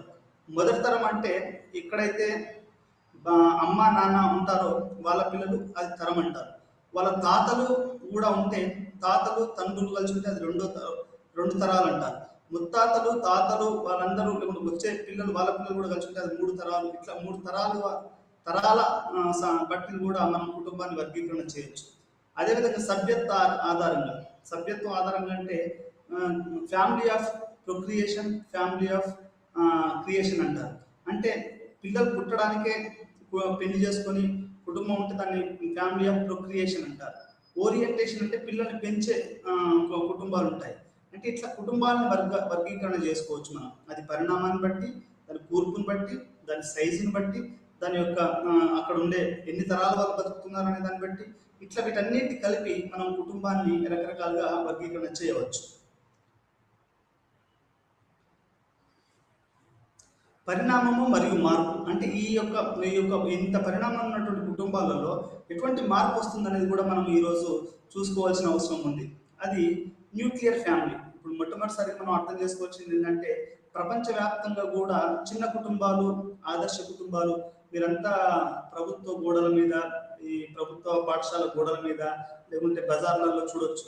చిన్న కుటుంబం, చింతలు లేని కుటుంబం. చిన్న కుటుంబం అంటే ఒక అమ్మ, నాన్న, వాళ్ళ ఒక కూతురు, ఒక కొడుకు, ఆ ఇద్దరితోటి ఆగిపోతారు. అంటే చిన్న కుటుంబం, దీన్ని న్యూక్లియర్ ఫ్యామిలీ అంటారు. ఇది ఆదర్శవంతమైన కుటుంబంగా కూడా ప్రభుత్వము ఈరోజు అందరికీ ప్రచారం చేస్తూ ఉంది. అంటే చిన్న కుటుంబము, చింతలు లేని కుటుంబం అంటే ఎందుకు అంటే రోజు రోజుకి ప్రపంచ జనాభా పెరగడము, ఆ తర్వాత ఆర్థిక బార్టర్ సిస్టమ్ నుంచి ప్రపంచం మొత్తం మానిటైజేషన్ అంటే డబ్బులోకి మార్పు చెందింది. మీరందరికీ కూడా తెలుసు అనుకుంటాను, చిన్నతనంలో ఎవరైతే పల్లెటూరులో ప్రాథమిక విద్య అభ్యసించారో వాళ్ళందరికీ తెలుసు. ఒక 30 సంవత్సరాల క్రితము గ్రామీణ ప్రాంతాలలో బార్టర్ సిస్టమ్ ఉండేది. అంటే జొన్నలకి లేకుంటే ఒక వస్తువు ఇచ్చి ఇంకో వస్తువుని తీసుకునేవాళ్ళు. అది బార్టర్ సిస్టమ్. అలా కాకుండా ఈ రోజులలో ఏమైంది అంటే మానిటైజేషన్ అయిపోయింది. అంటే ప్రతిదీ వస్తువులు ఇప్పుడు నువ్వు జొన్నలు ఇస్తే లేకుంటే నువ్వు వడ్లు ఇస్తేనే ఒక వస్తువు ఇవ్వడం కాదు, నువ్వు డబ్బులు ఇస్తేనే వస్తువులు ఇస్తారు. దీన్ని మానిటైజేషన్ అంటారు. అంటే ఈ మానిటైజేషన్ వల్ల ఏమైంది అంటే అది కుటుంబాలు డబ్బులను సంపాదించడంలో ఇది కుటుంబం మీద చాలా పెద్ద ప్రభావం చూపించిందని చెప్పుకోవచ్చు. దీనివల్ల ఏమవుతుంది అంటే ఒక చిన్న కుటుంబం ఉంటే మనకు ఆర్థిక ఇబ్బందులు ఉండవు, పిల్లల చదువులకి ఇబ్బందులు ఉండవు, మనకు బట్టలు, తిండి, ఉండడానికి ఇల్లు, ఇట్లాంటి ఇబ్బందులు ఉండవు అనేది ఉద్దేశంతో ఈ చిన్న కుటుంబాలు అనేది ప్రపంచవ్యాప్తంగా అది రాజకీయ కారణాల వల్ల అవ్వచ్చు, లేకుంటే ఇప్పుడు మనకు ఉన్నటువంటి రాజ్యాంగపరమైనటువంటి కొన్ని నిబంధనలు అంటే మోడర్న్ లాస్ ఈ కొత్త వచ్చేసి ఫ్యామిలీ కూడా అవి తగ్గించాయని చెప్పుకోవచ్చు. ఇట్లా న్యూక్లియర్ ఫ్యామిలీస్ మనకు ప్రపంచవ్యాప్తంగా కనిపిస్తాయి. దీంట్లో ఎవరుంటారా అంటే భార్యాభర్తలు, అలాగే వారి అవివాహిత సంతానం. ఇప్పుడు తల్లిదండ్రులు ఉన్నారంటే వాళ్ళ కొడుకు, కూతురు, ఆ తర్వాత వాళ్ళకు పెళ్లి కాకుండా ఉండాలి. వాళ్ళని మనము ఇది న్యూక్లియర్ ఫ్యామిలీగా మనము చెప్పుకోవచ్చు. ఇది ప్రాథమిక కుటుంబ యూనిట్ నిర్మాణం. దీని పరిణామం చాలా చిన్నది. ఇది స్వీయ నియంత్రణ అంటే ఇది బయట నుంచి ఎక్కువగా వీటి మీద ఎక్కువగా ప్రభావం ఉండదు. స్వీయ నియంత్రణ అంటే సెల్ఫ్ కంట్రోల్డ్.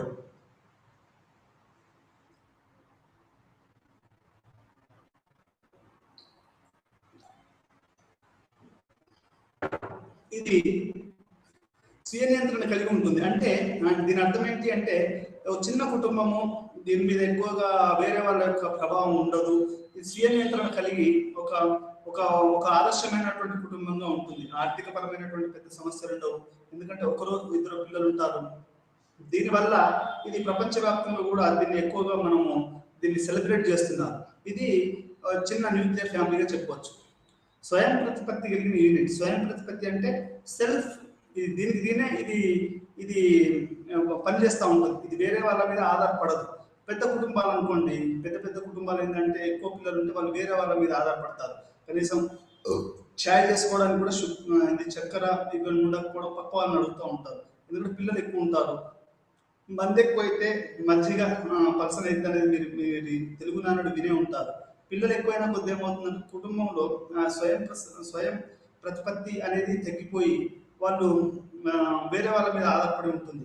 కానీ అదే చిన్న కుటుంబం అయితే అది స్వయం ప్రతిపత్తి కలిగి ఉంటుందని మనం చెప్పుకోవచ్చు. వైవాహిక కుటుంబం. పెళ్లి చేసుకున్నటువంటి భార్యాభర్తలు చాలా కాలంగా పిల్లలు ఉన్నా లేకున్నా ఒక కుటుంబంలో కలిసి ఉంటే దాన్ని వైవాహిక కుటుంబం అంటారు. ఇది ఇప్పుడు వాళ్ళ పిల్లలు పుట్టొచ్చు, పుట్టకపోవచ్చు. ఇది వైవాహిక కుటుంబం. ఆ తర్వాత ఉమ్మడి కుటుంబం. ఉమ్మడి కుటుంబం అంటే భార్యాభర్తే కాకుండా అమ్మ వాళ్ళ బంధువులు, మామయ్యలు, ఆ తర్వాత నాన్న వాళ్ళ తమ్ముడు, అన్న, వీళ్ళందరూ కలిసి ఉండడాన్ని మనము ఉమ్మడి కుటుంబం అని చెప్పవచ్చు. ఉమ్మడి కుటుంబం అంటే మూడో తరము అమ్మ తరపు నుంచి, నాన్న తరపు నుంచి కలిగి ఉండడాన్ని మనము ఇది విస్తరించిన కుటుంబము లేదా ఉమ్మడి కుటుంబం అని చెప్పుకోవచ్చు. ఈ రకంగా న్యూక్లియర్ ఫ్యామిలీ, అది వైవాహిక కుటుంబము, ఆ తర్వాత ఉమ్మడి కుటుంబము, ఈ 3 రకాలైనటువంటి కుటుంబాలను మనము ప్రపంచవ్యాప్తంగా చూస్తూ ఉంటాము. భారతదేశంలో అయితే హిందూ జాయింట్ ఫ్యామిలీ అంటారు, ముస్లిం ఫ్యామిలీస్ అంటారు. ఇవన్నీ కూడా పెద్ద పెద్ద కుటుంబాలు, జాయింట్ ఫ్యామిలీస్. అదొక చట్టం కూడా ఉంది. తరం సూత్రం అంటే ఏంటి అంటే జనరేషనల్ గ్యాప్ అంటారు.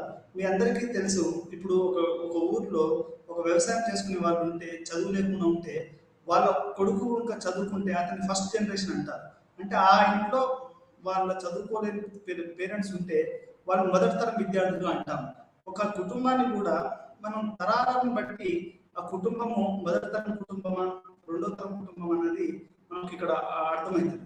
ఒక కుటుంబంలో భార్య, భర్త, వాళ్ళ పిల్లలు ఉంటే అది మొదటి తరం కుటుంబంగా, అలా కాకుండా వాళ్ళ తాతలు,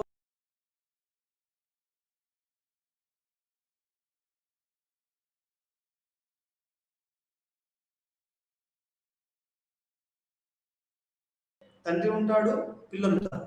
తండ్రిది ఒక తరం, కొడుకుది ఒక తరం. ఈ 2 రకాల తరాలు ఉంటాయని మనకు ఇక్కడ అర్థమవుతుంది. ఈ రెండవ తరం కుటుంబం అంటే వాళ్ళ తండ్రి, కొడుకులు మరియు వాళ్ళ పిల్లలు, వీళ్ళందరినీ కూడా రెండో తరం కుటుంబం అని చెప్తారు. మార్డాక్ న్యూక్లియర్ కుటుంబాన్ని తల్లి, ఆమె భర్త మరియు వారి పిల్లలతో కూడిన 2 తరాల కుటుంబంగా అభివర్ణించాడు. అంటే న్యూక్లియర్ ఫ్యామిలీ అంటే మార్డాక్ అనే ఒక సామాజిక శాస్త్రవేత్త ఏం చెప్పాడు అంటే తల్లి, తండ్రి మరియు వాళ్ళ యొక్క పిల్లలు, వీళ్ళందరినీ కలిస్తే అది 2 తరాలకు కలిసినటువంటి కుటుంబంగా ఆయన చెప్పడం జరిగింది. ఇటువంటి కుటుంబాలు ఎక్కువగా ఎక్కడ ఉంటాయి అంటే అది పారిశ్రామికంగా ఉన్నటువంటి నగరాలలో, ఇప్పుడు హైదరాబాద్ నగరం తీసుకున్నాం. హైదరాబాద్ నగరంలో తాతలు, ముత్తాతలు ఇట్లాంటి కుటుంబాలు తక్కువ. వేరే ప్రాంతాల నుంచి వచ్చి ఇక్కడ చిన్న చిన్న కుటుంబాలు పెట్టుకొని రూమ్లు రెంట్ తీసుకొని ఇట్లాంటి వాళ్ళు ఉంటారు కాబట్టి తక్కువ, అంటే న్యూక్లియర్ ఫ్యామిలీసే ఎక్కువగా ఉంటాయి.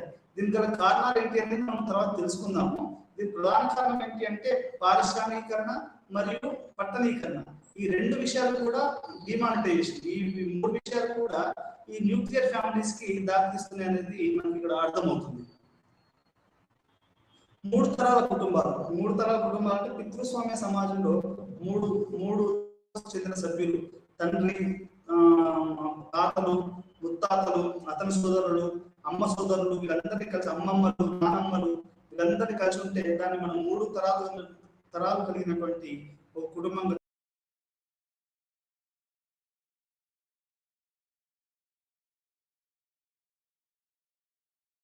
కుటుంబంలో పెరిగాను అంటే దీన్ని 3 తరాల కుటుంబం అని మనం చెప్పుకోవచ్చు. ఇలానే కాకుండా మనము కుటుంబాన్ని సభ్యత్వ ఆధారంగా కూడా మనం దాన్ని క్లాసిఫై అంటే వర్గీకరణ చేయొచ్చు. కుటుంబం సభ్యత్వం అంటే ఏంటి సార్ అని మీరు అడగవచ్చు. ఓరియంటేషన్ అంటే ఓరియంటేషన్ అంటే మనం పుట్టినటువంటి కుటుంబాన్ని ఓరియంటేషన్ కుటుంబం అంటారు. అంటే మనం ఏ ఏ కుటుంబంలో పుట్టామో ఆ కుటుంబం యొక్క పిల్లలు ఏ విధంగా సామాజికంగా పెరగాలో వాళ్ళు ఆ కుటుంబం చెప్తారు కాబట్టి దాని ఫ్యామిలీ ఆఫ్ ఓరియంటేషన్ అని చెప్తుంది. ఇది పిల్లల కోణం నుండి కుటుంబాన్ని చెప్పడం. అదే కాకుండా సంతానోత్పత్తి గురించి కుటుంబాలు ఉంటాయి. అంటే పిల్లలను వివాహం తర్వాత కుటుంబాన్ని వాళ్ళ పిల్లలు కలగాలని చూస్తారు. దీన్ని మనం ఏమంటారంటే ఫ్యామిలీ ఆఫ్ ప్రొక్రియేషన్ అంటారు ఇంగ్లీష్లో. అదే తెలుగులో అయితే సంతానోత్పత్తి కుటుంబం అని అంటారు. వివాహ ఆధారంగా కుటుంబాన్ని సంతానోత్పత్తి కుటుంబంగా సూచిస్తారు. పిల్లలు ఉత్పత్తి చేయడానికి మరియు సాంఘీకరణ చేయడానికి కుటుంబం విధులు నిర్వహిస్తుందని పెద్దయ్యాక మరియు వివాహం చేసుకున్నప్పుడు వారి సంయోగం మరియు సంతానోత్పత్తి ద్వారా కొత్త దాంపత్య కుటుంబం ఏర్పడడానికి ప్రారంభిస్తారు. దీంట్లో ప్రొక్రియేషన్ అంటే ఏంటి అంటే వాళ్ళు ఉండడం, పిల్లల్ని పుట్టడమే కాకుండా వాళ్ళ పిల్లలకు కూడా పెళ్లి చేసి వాళ్ళ పిల్లలు ఉత్పత్తి చేయడానికి గాను ఈ కుటుంబాలు అనేవి సహాయపడతాయి. దీన్ని ఏమంటారంటే ఓరియంటేషన్ కుటుంబము మరియు సంతానోత్పత్తి కుటుంబంగా మన కుటుంబాన్ని రెండు రకాలుగా ఈ రకంగా విభజించవచ్చు. కుటుంబం యొక్క నిర్మాణంలో వైవిధ్యాలు అంటే కుటుంబ నిర్మాణాలలో ఎటువంటి వైవిధ్యాలు ఉన్నాయి అంటే అన్ని కుటుంబాలు ఒకే రకంగా ఉంటాయా? అది పితృస్వామ్య కుటుంబం ఎలా ఉంటుంది? అది అక్కడ ఆర్గనైజేషన్ ఆఫ్ ఫ్యామిలీ అంటే ఒక కుటుంబంలో అది ఎటువంటి నిర్మాణాన్ని కలిగి ఉన్నది. ఈ యొక్క నిర్మాణంలో తల్లి పాత్ర పెద్దగా ఉందా, తండ్రి పాత్ర పెద్దగా ఉందా, ఎందుకు ఇవి తల్లి పాత్ర పెద్దగా ఉంది, తండ్రి పాత్ర పెద్దగా ఉందనేది కూడా మనం తెలుసుకోవచ్చు. మనకు మీ అందరికీ తెలుసు, ప్రపంచవ్యాప్తంగా కూడా పురుషాధిక్యత కలిగినటువంటి కుటుంబాలే ఎక్కువ ఉన్నాయి. నిర్మాణంలో పురుషుడి యొక్క తండ్రిదే మీకు ఎక్కువ పాత్ర అవపడుతుంది, తల్లి పాత్ర చాలా తక్కువగా అవపడుతుంది. అంటే తండ్రి పాత్ర ఎక్కువగా ఉన్న కుటుంబాన్ని ఏమంటారంటే అది ప్యాట్రీ లీనియల్ అంటారు. అంటే తండ్రి ఇప్పుడు మీ మీ ఆర్థిక వ్యవహారాలు, మీ రాజకీయ వ్యవహారాలు, మీ పెళ్లి అన్నీ కూడా డిసిషన్ మేకింగ్ అంటారు. అంటే నిర్ణయం చేసే హక్కు తండ్రికి ఉంటుంది. తల్లి పిల్లలు నా యొక్క నిర్ణయాన్ని అందరూ అంగీకరిస్తారు. దీన్ని ఏమంటారంటే ప్యాట్రిలీనియల్ ఫ్యామిలీ అంటే ప్యాట్రియార్కియల్ ఫ్యామిలీ అంటారు. అంటే పురుషుడే ఆ కుటుంబంలో పెద్ద అని చెప్పుకోవచ్చు. అలా కాకుండా తల్లి పెద్ద అనుకోండి, మ్యాట్రియార్కియల్ ఫ్యామిలీ అంటారు. ఆ మ్యాట్రియార్కియల్ ఫ్యామిలీ ఏంటంటే తల్లి ఆర్థిక పరమైనటువంటి విషయాలు కానివ్వండి, రాజకీయ పరమైనటువంటి విషయాలు కానివ్వండి, చదువుకు సంబంధించిన విషయాలు కానివ్వండి, పెళ్లి, ఆ తర్వాత ఆస్తులలో వాటాలు కానివ్వండి, ఇవి కూడా మొత్తం తల్లి చేతిలో పూర్తి అధికారం అనేది స్త్రీల చేతిలో ఉంటుంది. ఈ రకంగా కుటుంబం యొక్క నిర్మాణం అనేది పురుషుల చేతిలో ఉంటే దాన్ని పురుషాధిక్య పితృస్వామ్య కుటుంబం అని, ఒకవేళ మహిళల చేతిలో ఉంటే స్త్రీల చేతిలో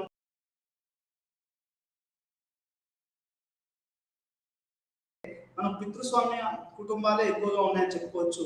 మాతృస్వామ్య కుటుంబాలు కూడా ఉన్నాయి. ఎక్కడున్నాయి? తమిళనాడులో తోడార్స్, కేరళలో నాయర్ కుటుంబాలలో మొత్తం అధికారం మొత్తం కూడా స్త్రీల చేతిలో ఉంటుంది.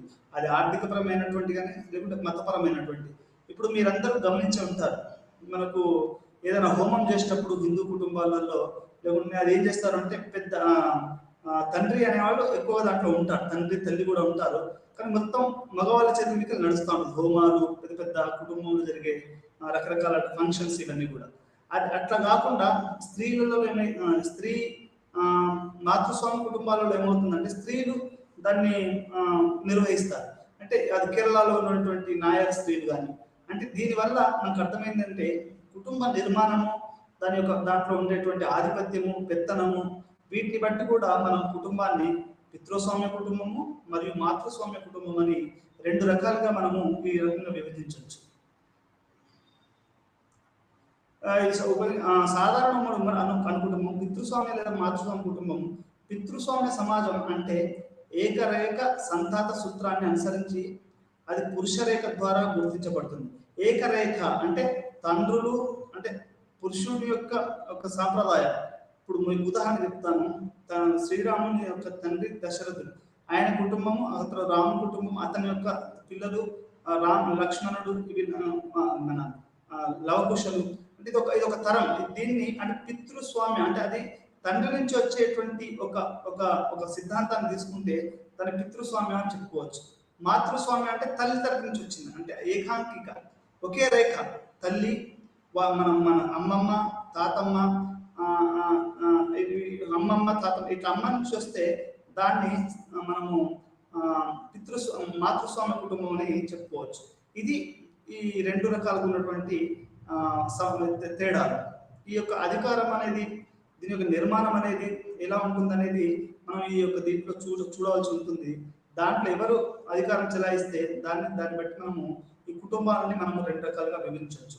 అట్లా మనం యూరోప్లో కనుక చూసుకుంటే, మీరు అమెరికా తీసుకోండి, లేకుంటే యూకే తీసుకోండి, ఆఫ్రికా తీసుకోండి, ఎక్కువగా పితృస్వామ్య కుటుంబాలు ఉంటాయి. అంటే తండ్రే అధికారం చెలాయించడం జరుగుతుంది, తల్లులు తక్కువ అని చెప్పుకోవచ్చు. ఇది పితృస్వామ్య కుటుంబము మరియు మాతృస్వామ్య కుటుంబం అని మనం చెప్పుకోవచ్చు. మాతృస్వామ్య కుటుంబంకి మాతృక అంటే ఇది ఎందుకు వచ్చింది మాతృస్వామ్య కుటుంబం అని కూడా మనం ఇక్కడ తెలుసుకుందాం. సంతతిని గుర్తించడానికి స్త్రీ రేఖను ఉపయోగించే సమాజంలో, అలాగే ఆస్తి కూడా స్త్రీ పూర్వీకుల ద్వారా పంపబడుతుంది. మనకు మామూలుగా ఆస్తులు ఎట్లా వస్తాయి, తండ్రి మన కొడుకులకు వస్తుంటది, పిల్లలకు వస్తుంది. దీంట్లో మాతృస్వామ్యం ఏమవుతుందంటే అమ్మనే తల్లినే మొత్తం ఉన్నటువంటి ఆస్తులకి, అక్కడ అన్ని వాటికి ఆమె పెద్ద, అంటే అమ్మ ద్వారా ఆస్తులు వస్తే దాన్ని మాతృస్వామ్య కుటుంబం అని మనం చెప్పుకోవచ్చు. దీంట్లో తల్లి ప్రధాన అధికార వ్యక్తి అంటే మీరు ఏదైనా కానీ తల్లి మాటే శాసనం. మీకు ఉదాహరణ చెప్తాను. ద్రవిడ సంస్కృతి అనేది ఒక తల్లి ప్రధాన పాత్రగా ఉందని అంటే మనకు చరిత్ర చెప్తుంది. అదే ఆర్య సంస్కృతి తండ్రి ప్రధానంగా ఉందనేది పితృవాక్య పరిపాలన, మాతృవాక్య పరిపాలన. మన ద్రవిడియన్ మొత్తము మాతృవాక్య పరిపాలన అయితే, అదే నార్త్ ఇండియా అయితే అది పితృస్వామ్యం అది పరిపాలన అని చెప్తారు. అంటే ప్రధాన అధికార వ్యక్తులు ద్రవిడ కిన్షిప్ లో అది తల్లి అయితే, నార్త్ ఇండియన్ కిన్షిప్ లో అది తండ్రి అనేది మనకి ఇక్కడ అర్థమవుతుంది. ఈ రెండు రకాలుగా కూడా మనము కుటుంబాన్ని మనము విభజించవచ్చు. ఇట్లా రకరకాల కుటుంబాలు ఉంటాయి. అంటే ఫ్యామిలీ సైజు, దాని యొక్క స్ట్రక్చరు, దాని యొక్క తండ్రి ఎవరి పెద్ద అనే దాన్ని బట్టి కూడా మనం కుటుంబాన్ని విభజించవచ్చు. ఈ రకంగా ఉంటాయి. అలాగే కేరళలో నాయర్ ఈ కుటుంబాన్ని మనము మాతృస్వామ్య కుటుంబం అనేది కూడా మనం చెప్పుకున్నాం. అదేవిధంగా మేఘాలయలో ఖాసీస్ మరియు గారో తెగలు. ఇప్పుడు అస్సాంలోని మేఘాలయలో కొన్ని గిరిజన తెగలు ఉన్నాయి. వాళ్ళు ఈ యొక్క తల్లిని ఒక ప్రధాన పాత్రగా వాళ్ళు చూస్తారు. దీన్ని మనం మాతృస్వామ్య కుటుంబం అని చెప్పుకోవచ్చు. సంస్థాగత నిర్మాణం అంటే ఒక కుటుంబం అనేది ఏ విధంగా లోపల కలిగి ఉంటుంది అనేది చూడాలి. ఇక్కడ మనం ఒక అనుకుటుంబం ఒకే ఇంటిలో నివసించడం, రెండు తరాల కుటుంబాన్ని కలిగి ఉంటుంది. చాలా సందర్భాలలో తల్లి, తండ్రి మరియు వారి పిల్లలు అని దీని అర్థం. న్యూక్లియర్ ఫ్యామిలీ అంటే మీ అందరికి ఇంతకుముందే చెప్పాను, తండ్రి, తల్లి మరియు వారి పిల్లలు. దీన్ని మనం న్యూక్లియర్ ఫ్యామిలీ అని చెప్పుకోవచ్చు. అది విస్తరిత కుటుంబం అంటే వాళ్ళ పిల్లలు, మన నాన్న వాళ్ళ అన్నదమ్ములు, లేదా అమ్మ వాళ్ళ చెల్లెళ్ళు, అక్కలు ఉంటే దాన్ని మనం విస్తరించిన కుటుంబం అని చెప్పుకోవచ్చు. జాయింట్ ఫ్యామిలీ అంటే ఇక అది అందరూ, అంటే అటువైపు నుంచి ఇటువైపు నుంచి పెద్ద సంఖ్యలో ఉంటే దాన్ని మనం అది జాయింట్ ఫ్యామిలీ అని చెప్పుకోవచ్చు. దీనివల్ల ఎందుకు వీటన్నిటికల కారణం ఏంటి అంటే, అసలు ఎందుకు ఒక ఉమ్మడి కుటుంబము ఒక భారతదేశం లాంటి దేశంలో కానివ్వండి, జపాన్ లాంటి దేశంలో కానివ్వండి, మీ అందరికి గుర్తుపెట్టుకోండి, జపాన్ అండ్ భారతదేశం అనేది ఉమ్మడి కుటుంబం అనేది ఒక పెద్దగా ఉండేది. అది ఇప్పుడు లేవు. అవి రోజు రోజుకి అవి తగ్గిపోతా ఉన్నాయి. దీనికి గల కారణాలు ఏంటి అనేది మనం ఇక్కడ తెలుసుకుందాం. ఉమ్మడి కుటుంబం సాధారణంగా భారతదేశం, చైనా, జపాన్లో కనిపిస్తుంది. ఈ ఉమ్మడి కుటుంబాలు ఎక్కడెక్కడ అవపడతాయి? భారతదేశము, చైనా, జపాన్లలో అవపడతాయి. ఇవి రోజు రోజుకి ఇవి తగ్గుతా పోతున్నాయి. జనాభా వ్యవసాయంలో సాంప్రదాయాల్లో అనుసరించబడింది. అంటే ఈ యొక్క భారతదేశంలో కానివ్వండి, జపాన్లో కానివ్వండి, చైనాలో కానివ్వండి, ఇప్పటికీ దేశ జనాభాలో 60% మంది వ్యవసాయ రంగంలో ఉన్నారు. 30% మంది మాత్రమే వేరే సిటీలలో అక్కడ బతుకుతా ఉన్నారు. అంటే దీని అర్థం ఏంటి? ఇంకా గ్రామీణ వ్యవసాయము, గ్రామీణ భారతదేశము అనేది మనకు ఇది ఎక్కువగా ఉంది. అది భారతదేశంలో, చైనాలో, జపాన్లో ఇవి ఎక్కువగా ఉన్నట్టు మనకి అర్థమవుతుంది. ఈ సమాజంలో ఈ యొక్క ప్రధాన పాత్ర వహిస్తున్నాయి. దీనికి గల కారణం ఏంటి అంటే, ఒక కుటుంబం అనేది ఒక సాంప్రదాయ కుటుంబం నుంచి ఒక ఆర్థిక యూనిట్‌గా మారింది. ఆర్థిక యూనిట్ అంటే ఏంటి అంటే, దాని అర్థం ఏంటి అంటే, బార్టర్ సిస్టమ్ ఉండేది ఇంతకుముందు. అంటే ఒక వస్తువుకి ఇంకో వస్తువు. అట్లా గాకుండా ఇప్పుడు ఒక ఆర్థిక యూనిట్‌గా కుటుంబం మారింది. దీనివల్ల ఏమవుతుంది అంటే, జాయింట్ ఫ్యామిలీస్ నుంచి చాలా కుటుంబాలు ఒక న్యూక్లియర్ కుటుంబాలుగా వస్తున్నాయి. దానికి తోడు మీ అందరికీ తెలుసు ఈరోజు పిల్లలు ఒక అమ్మాయి గాని, అబ్బాయి గాని పెళ్లి చేసుకోవాలనుకుంటే ఏమవుతుంది అంటే వాళ్ళు చదువుకున్నోళ్ళైతే వాళ్ళు చదువుకున్న అమ్మాయినే పెళ్లి చేసుకోవాలని ఇంతకుముందు కుటుంబంలో 18 సంవత్సరాలు, 20 సంవత్సరాలకే పెళ్లి చేసేవాళ్ళు. కానీ ఇప్పుడు ఆ పరిస్థితి లేదు. 30, 35, 40, 45 సంవత్సరాల వరకు కూడా పెళ్లిళ్ళు చదువుల వల్ల, ఉద్యోగాల వల్ల, రకరకాల కారణాల వల్ల ఈ కుటుంబాలలో అది అది పెళ్లి కాక ఆ కుటుంబం ఒక ఆర్థిక యూనిట్‌గా మారుతుందనేది మనకు ఇక్కడ చాలా క్లియర్‌గా అర్థమవుతుంది. వైవిధ్యాల కోసం రకరకాల అంటే వైవిధ్యాల కోసం కారకాలు అంటే ఎందుకు ఇట్లా అవుతుంది అంటే అది ఇంకో కారణం ఏంటంటే పారిశ్రామికీకరణ మరియు పట్టణీకరణ.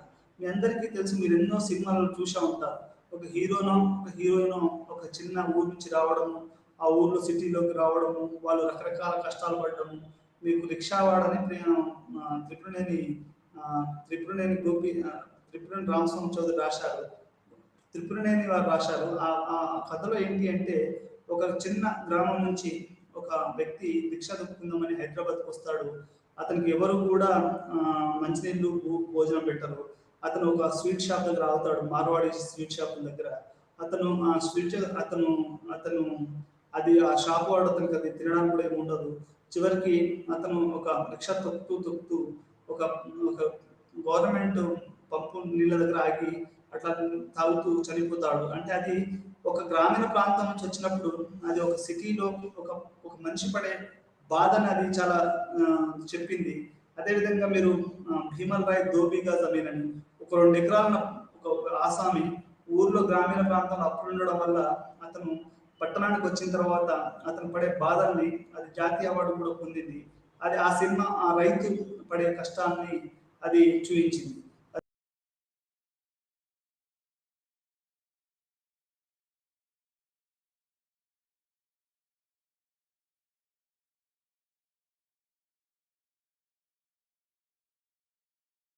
ఒక చూయించింది. అంటే ఈ 3 కూడా ఏం చెప్తున్నాయంటే, నేను చెప్పదలుచుకున్న విషయం ఏంటంటే, ఒక సాదాసీదా కుటుంబం బతకడానికి వస్తే అది చాలా దారులు తీస్తాయి.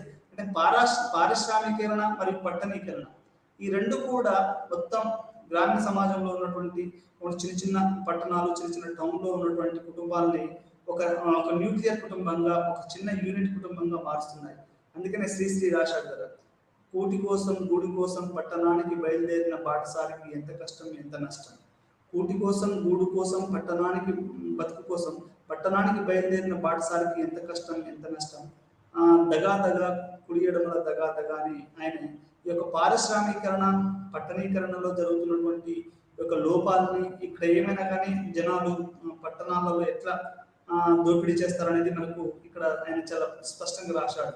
జరా భద్రం కొడుకు నువ్వు ఎక్కే కాడ దిగే కాడ జరా భద్రం కొడుకు అనే పాట కూడా పారిశ్రామికీకరణ పట్టణీకరణ ఏ విధంగా జరుగుతుంది, వాటి నుంచి మనం ఎట్లా జాగ్రత్తగా ఉండాలి అనే పాట అనేది మనకు చాలా స్పష్టంగా తెలుస్తుంది. అంటే ఈ 2 పాటలు కూడా ఏం చెప్తున్నాయి అంటే ఈ యొక్క పారిశ్రామీకరణ పట్టణీకరణ అనేది వల్ల గ్రామ ప్రాంతంలో ఉన్నటువంటి పెద్ద పెద్ద కుటుంబాలు కూడా పట్టణానికి రావడం వల్ల ఇక్కడ మీకు వసతి ఉండదు సరిగా, చిన్న కుటుంబాలుగా మారుతున్నాయి. ఒక చిన్న రూమ్ దొరకడమే చాలా కష్టం. అదే ఒక రకంగా పెళ్లి కాని వాళ్ళకైతే అసలు ఇల్లు కూడా దొరకడం కష్టం. అదేవిధంగా కొంచెం సామాజికంగా వెనుకబడ్డ కుటుంబాలకు కూడా లేకుంటే కొంత మైనారిటీ వర్గాలకు కూడా ఈ సిటీలలో ఇల్లు దొరకడం అనేది రెంట్ కూడా అంటే మన అద్దెకు కూడా ఇంట్లో దొరకడం కష్టం. మరి అట్లాంటి కష్టాలు ఉన్నప్పుడు అది ఏమవుతుందంటే సహజ సిద్ధంగానే ఒక పెద్ద కుటుంబం అనేది చిన్న చిన్న కుటుంబాలుగా మారి అది సమాజంలో ఒక కొత్త కుటుంబంగా మారే అవకాశం ఉంది. అంటే ఇక్కడ డిమానిటైజేషన్, పారిశ్రామీకరణ మరియు పట్టణీకరణ ఈ విషయాల వల్ల ఈ 3 విషయాల వల్ల మొత్తం కుటుంబం యొక్క స్వరూపం మారుతుంది. కుటుంబం అనేది పాతకాలం పాటు కుటుంబం కాకుండా 20వ శతాబ్దంలో కొత్త న్యూ ఫ్యామిలీస్ అనేది మనకు ఏర్పడుతున్నట్టు మనకు అర్థమవుతుంది. పట్టణ జీవన శైలి అనేది ఒక కొత్తగా ఉంటుంది. ఇక్కడ సైకో అంటే మీకు తెలుగులో ఏం చెప్పాలంటే మానసికంగా దెబ్బతిన్న వాళ్ళు చాలా మంది ఉంటారు, లేకుంటే రకరకాల ప్రెజర్స్ ఉంటాయి. ఈ యొక్క పట్టణ జీవశైలి అనేది చాలా డైనమిక్ గా ఉంటుంది. అంటే ఏ క్షణంలో ఎట్లా మారుతుందో అనేది చెప్పడం కష్టం. అంటే ఒకేసారి ఆర్థిక మాంద్యం రావచ్చు, అంటే డబ్బులు ఉండకపోవచ్చు, లేకుంటే ఒక పెద్ద రోగం వచ్చేసేసి పట్టణాలు ధ్వంసం కావచ్చు. ఇట్లాంటివన్నీ కూడా ఈ పట్టణాలలో ఉంటాయి. కాబట్టి ఈ పారిశ్రామీకరణ, పట్టణీకరణ అనేవి కుటుంబాన్ని పూర్తిగా ధ్వంసం చేశాయి, జాయింట్ ఫ్యామిలీస్ అని మనము చెప్పుకోవచ్చు. మరియు లెజిస్లేటివ్ అంటే ప్రభుత్వాలు కూడా చట్టాలు చేస్తున్నాయి. ఏమని? ఇప్పుడు మీకు కొత్త చట్టాల ప్రకారం ఇద్దరు పిల్లల కంటే ఎక్కువ ఉంటే సర్పంచ్గా పోటీ చేయడానికి కుదరదు.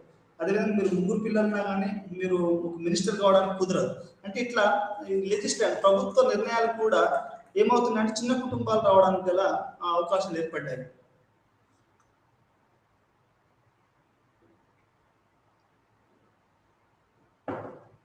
మీ అందరికీ తెలుసు, ఇంతకుముందు సతీ ఉండేది, బాల్య వివాహాలు ఉండేవి. ఇప్పుడు బాల్య వివాహాలు లేవు, సతీ లేవు. బాల్య వివాహాలు ఎందుకు తగ్గాయంటే అమ్మాయిలకు 18 సంవత్సరాలు, అబ్బాయికి 21 సంవత్సరాలు అని మనకు ప్రభుత్వ చట్టాలు చేశాయి. ఇప్పుడు మళ్ళీ అబ్బాయిలకు 21 సంవత్సరము, అమ్మాయిలకు కూడా 21 సంవత్సరం అనేది చట్టాలు రావడం అనేది జరిగింది. అంటే ఈ రకంగా చట్టాలు రావడం వల్ల ఏమైంది అంటే మీకు వయోపరిమితి పెరిగింది పెళ్లిళ్ళలో. దానివల్ల మీకు కుటుంబం మీద దాని యొక్క ప్రభావం పడ్డదని చెప్పుకోవచ్చు. అదేవిధంగా మీరు ఇండియన్ కాంపెన్సేషన్ యాక్ట్ అంటే ఒక మనిషి పనిచేస్తే అతనికి ఎటువంటి వేతనం రావాలి, అతనికి ఎటువంటి భద్రత కల్పించాలనేది కూడా భారత ప్రభుత్వం చేసుకొచ్చింది. దీనివల్ల కనీస వేతనాల చట్టం, ఈ కనీస వేతనాల చట్టం వల్ల కూడా ఇప్పుడు మీకు కేరళలో మీరు కూలికి వెళ్ళారనుకోండి, ఒక 1000 రూపాయలు 1500 వేతనంతో పాటుగా మీకు బ్రేక్ఫాస్ట్, లంచ్ కూడా ఇవ్వడం జరుగుతుంది. అంటే కనీస వేతనాల చట్టం మనిషికి ఒక 8 గంటలు పనిచేస్తే ఎంత ఇవ్వాలి అనేది భారత ప్రభుత్వం 1948 సంవత్సరంలో తీసుకొచ్చింది. ఇట్లా చట్టాలు రావడము, ఏజ్ విషయంలో చట్టాలు రావడము, ఈ పెళ్లిళ్ళ విషయంలో చట్టాలు రావడము అనేది కూడా కుటుంబ వ్యవస్థ మీద చాలా భారీ ప్రభావం పడ్డదని మనము చెప్పుకోవచ్చు. వీటి వల్ల కూడా కుటుంబాలు చాలా మారుతున్నాయని కూడా మనము చెప్పుకోవచ్చు. అయితే ఈ యొక్క కుటుంబాల మార్పు గల కారణాలు ఈ మూడైనా ఇంకా ఎందుకు, ఏమి సిద్ధాంతాలు ఏం చెప్తున్నాయని కూడా మనం ఒకసారి ఇక్కడ తెలుసుకుందాం. ఒకటి పరిణామ సిద్ధాంతం. అంటే మానవ పరిణామ సిద్ధాంతము అనేది మీకు చార్లెస్ డార్విన్ పేరు వినే ఉంటారు, లేకుంటే పరిణామ సిద్ధాంతాన్ని మీరు వినే ఉంటారు. వీళ్ళు ఏం చెప్తారు అంటే ప్రాచీన చట్టం అంటే కుటుంబం కూడా పరిణామం చెందుతా ఉంది. ఇప్పుడు క్యాటర్ పిల్లర్ నుంచి ఏ విధంగా మారుతుందో, సీతాకోకచిలుక ఎట్లా మారుతుందో, కుటుంబం కూడా ఒకప్పుడు వేరే రకంగా ఉండేది, ఇప్పుడు వేరే రకంగా ఉందనేది మనం అర్థమవుతుంది. అది ఏ విధంగా ఉందంటే ఇంతకుముందు పెళ్లి అనేది సాంప్రదాయానికి అనుబంధంగా ఉండేది, ఇప్పుడు అది ఒప్పందంగా మారింది అనేది మనకు అర్థమవుతుంది. ఒప్పందం అంటే ఏంటి అంటే, ఒప్పందం అంటే అది ఆర్థికపరమైనటువంటి ఒప్పందాలు, ఆ తర్వాత అంటే ఒక కాంట్రాక్ట్. నువ్వు ఇంత ముందులాగా వాళ్ళని భార్య భర్తని ఏమనంటే అట్లా కుదరదు. ఇప్పుడు అదొక కాంట్రాక్ట్. ముస్లింలలో కూడా మ్యారేజ్ అనేది ఒక కాంట్రాక్ట్ సిస్టమ్. అది ఈ రకంగా పెళ్లి అనేది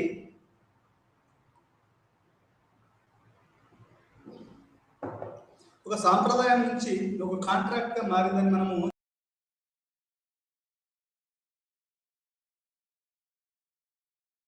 అంటే అనువరకు. అంటే ఒకప్పుడు న్యూక్లియరైజేషన్, దీని అణు కార్యక్రమం, ఇప్పుడు మనం అణుధర్మ శాస్త్రం గురించి తెలుసుకుంటాం కదా. ఆధునీకరణ అంటే మోడర్నిటీ అనేది మొత్తం సమాజాన్ని మార్చేస్తుంది. పెద్ద పెద్ద కుటుంబాలు కూడా చిన్న చిన్న కుటుంబాలుగా మీకు మారుతున్నాయి. ఇప్పుడు మీ అందరికీ తెలుసు, తెలంగాణ ప్రభుత్వం డబుల్ బెడ్రూమ్ అని చెప్తుంది. అంటే ఇక్కడ కుటుంబాలకి చిన్న చిన్న కుటుంబాలు ఉండడం, అసలు కుటుంబంలో ఒక భార్య భర్త కూడా ఉండలేకపోవడం లాంటి ఈ కుటుంబాలు రావడం వల్ల వాళ్ళకి ప్రభుత్వం అనేది జాయింట్ మన ఒక డబుల్ బెడ్రూమ్ అనేది ఇస్తామని చెప్తున్నారు. అంటే దానికి అర్థం ఏంటి అంటే కుటుంబాలు అనేటివి పెద్ద పెద్ద నుంచి చిన్నగా అవుతున్నాయి. దానికి పారిశ్రామిక విప్లవం అనేది ప్రధాన కారణం. మరియు అదేవిధంగా అది పట్టణీకరణ అనేది కూడా చాలా ప్రధాన కారణంగా చెప్పుకోవచ్చు. దీన్ని గుడేయాలని ఏమంటాడు అంటే, పెరుగుతున్న పారిశ్రామీకరణ కుటుంబం మరియు బంధుత్వ నెట్వర్క్ని బలహీనపరుస్తుందని ఫర్మాన్సో ఏకీభవిస్తాడు. ఇతను ఏమంటాడు అంటే ఈ యొక్క పెరుగుతున్నటువంటి పారిశ్రామీకరణ మరియు ఇది బంధుత్వాన్ని దెబ్బతీస్తుంది అనేది గుడే చెప్తాడు. దీన్ని ఇంకొక రకంగా వేరే వాళ్ళు ఏమంటారంటే, ఇప్పుడు మనకు టాల్కాట్ పార్సన్ ఉన్నాడు. అతను ఏమంటాడు అంటే, మీ అందరికీ తెలుసు టాల్కాట్ పార్సన్ అమెరికన్ సామాజిక శాస్త్రవేత్త. అతను సోషల్ సిస్టమ్ థియరీ అని ఒక పుస్తకం రాశాడు. ఆయన ఏమంటాడు అంటే ఈ యొక్క ఆధునీకరణ మరియు ఈ యొక్క ప్రపంచీకరణ ఏం చేస్తుందంటే కుటుంబాన్ని ఒక చిన్న న్యూక్లియర్ కుటుంబంగా మారుతుందని టాల్కాట్ పర్సన్ అంటాడు. అయితే ఇక్కడ మనం ఇంకొక రకం మార్క్సిస్ట్ దృక్పథం కనుక మనం చూసుకుంటే, అంటే మార్క్సిస్టులు ఏ రకంగా చూస్తారని మనం కుటుంబాన్ని కనుక మనం అర్థం చేసుకుంటే, ఏంజల్స్ ది ఫ్యామిలీ అనే పుస్తకం రాశాడు. దాంట్లో ఆయన ఏమంటాడు అంటే అసలు ఈ న్యూక్లియర్ ఈ చిన్న కుటుంబాలు రావడానికి గల కారణం ఆయన ఏమంటాడంటే ప్రైవేట్ ప్రాపర్టీ. అంటే నీకు ప్రైవేట్ ప్రాపర్టీ అంటే అది మీరు వ్యక్తిగత ఆస్తులు. ఈ వ్యక్తిగత ఆస్తులు ఏదైతే ఉన్నాయో వాటిని వేరే తరానికి అందించడానికే ఈ యొక్క న్యూక్లియర్ ఫ్యామిలీ అంటే చిన్న కుటుంబం వచ్చిందనేది ఏంజల్స్ చెప్తాడు. అంటే చాలా మంది శాస్త్రవేత్తలు చాలా రకాలుగా కుటుంబాన్ని, కొంతమంది మార్క్సిస్ట్ పర్స్పెక్టివ్ నుంచి ఏం చెప్తారు అంటే ఈ కుటుంబాలలో కూడా మార్క్సిస్ట్ విలువలు లేకపోవడము, దానివల్ల అంటే ఒక అందరం కలిసి బతకాలనే ఒక సాంప్రదాయం లేకపోవడం వల్లనే ఈ చిన్న కుటుంబాలు అంటే ఏంటి, దాని అర్థం ఏంటి, మీకు కోటీశ్వరులు ఉన్నారనుకోండి, వాళ్ళ డబ్బులు ఎవరికి ఒకటే కూతురు ఉంటుంది, ఆ డబ్బులన్నీ ఎవరికి పోవాలి, ఆ కూతురుకో ఆ కొడుకో పోవాలి.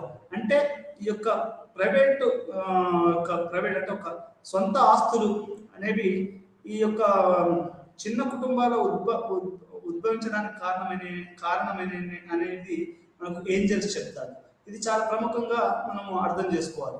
ఒక పక్క పెట్టుబడిదారి విధానం ఎట్లా అర్థం చేసుకుంటుంది, కమ్యూనిస్టులు ఎట్లా అర్థం చేసుకుంటున్నారు, ఆ తర్వాత స్త్రీవాదులు వాళ్ళు ఏ విధంగా కుటుంబాన్ని అర్థం చేసుకుంటున్నారు అనేది కూడా మనం ఇక్కడ అర్థం చేసుకోవాలి. కుటుంబం యొక్క కొత్త రూపాలు అంటే ఇప్పుడు 20వ శతాబ్దంలో కుటుంబం ఎలా ఉంటుందనేది కూడా మనం అర్థం చేసుకోవాలి. అంటే పాత కుటుంబాలానే ఉందా, మారిందా?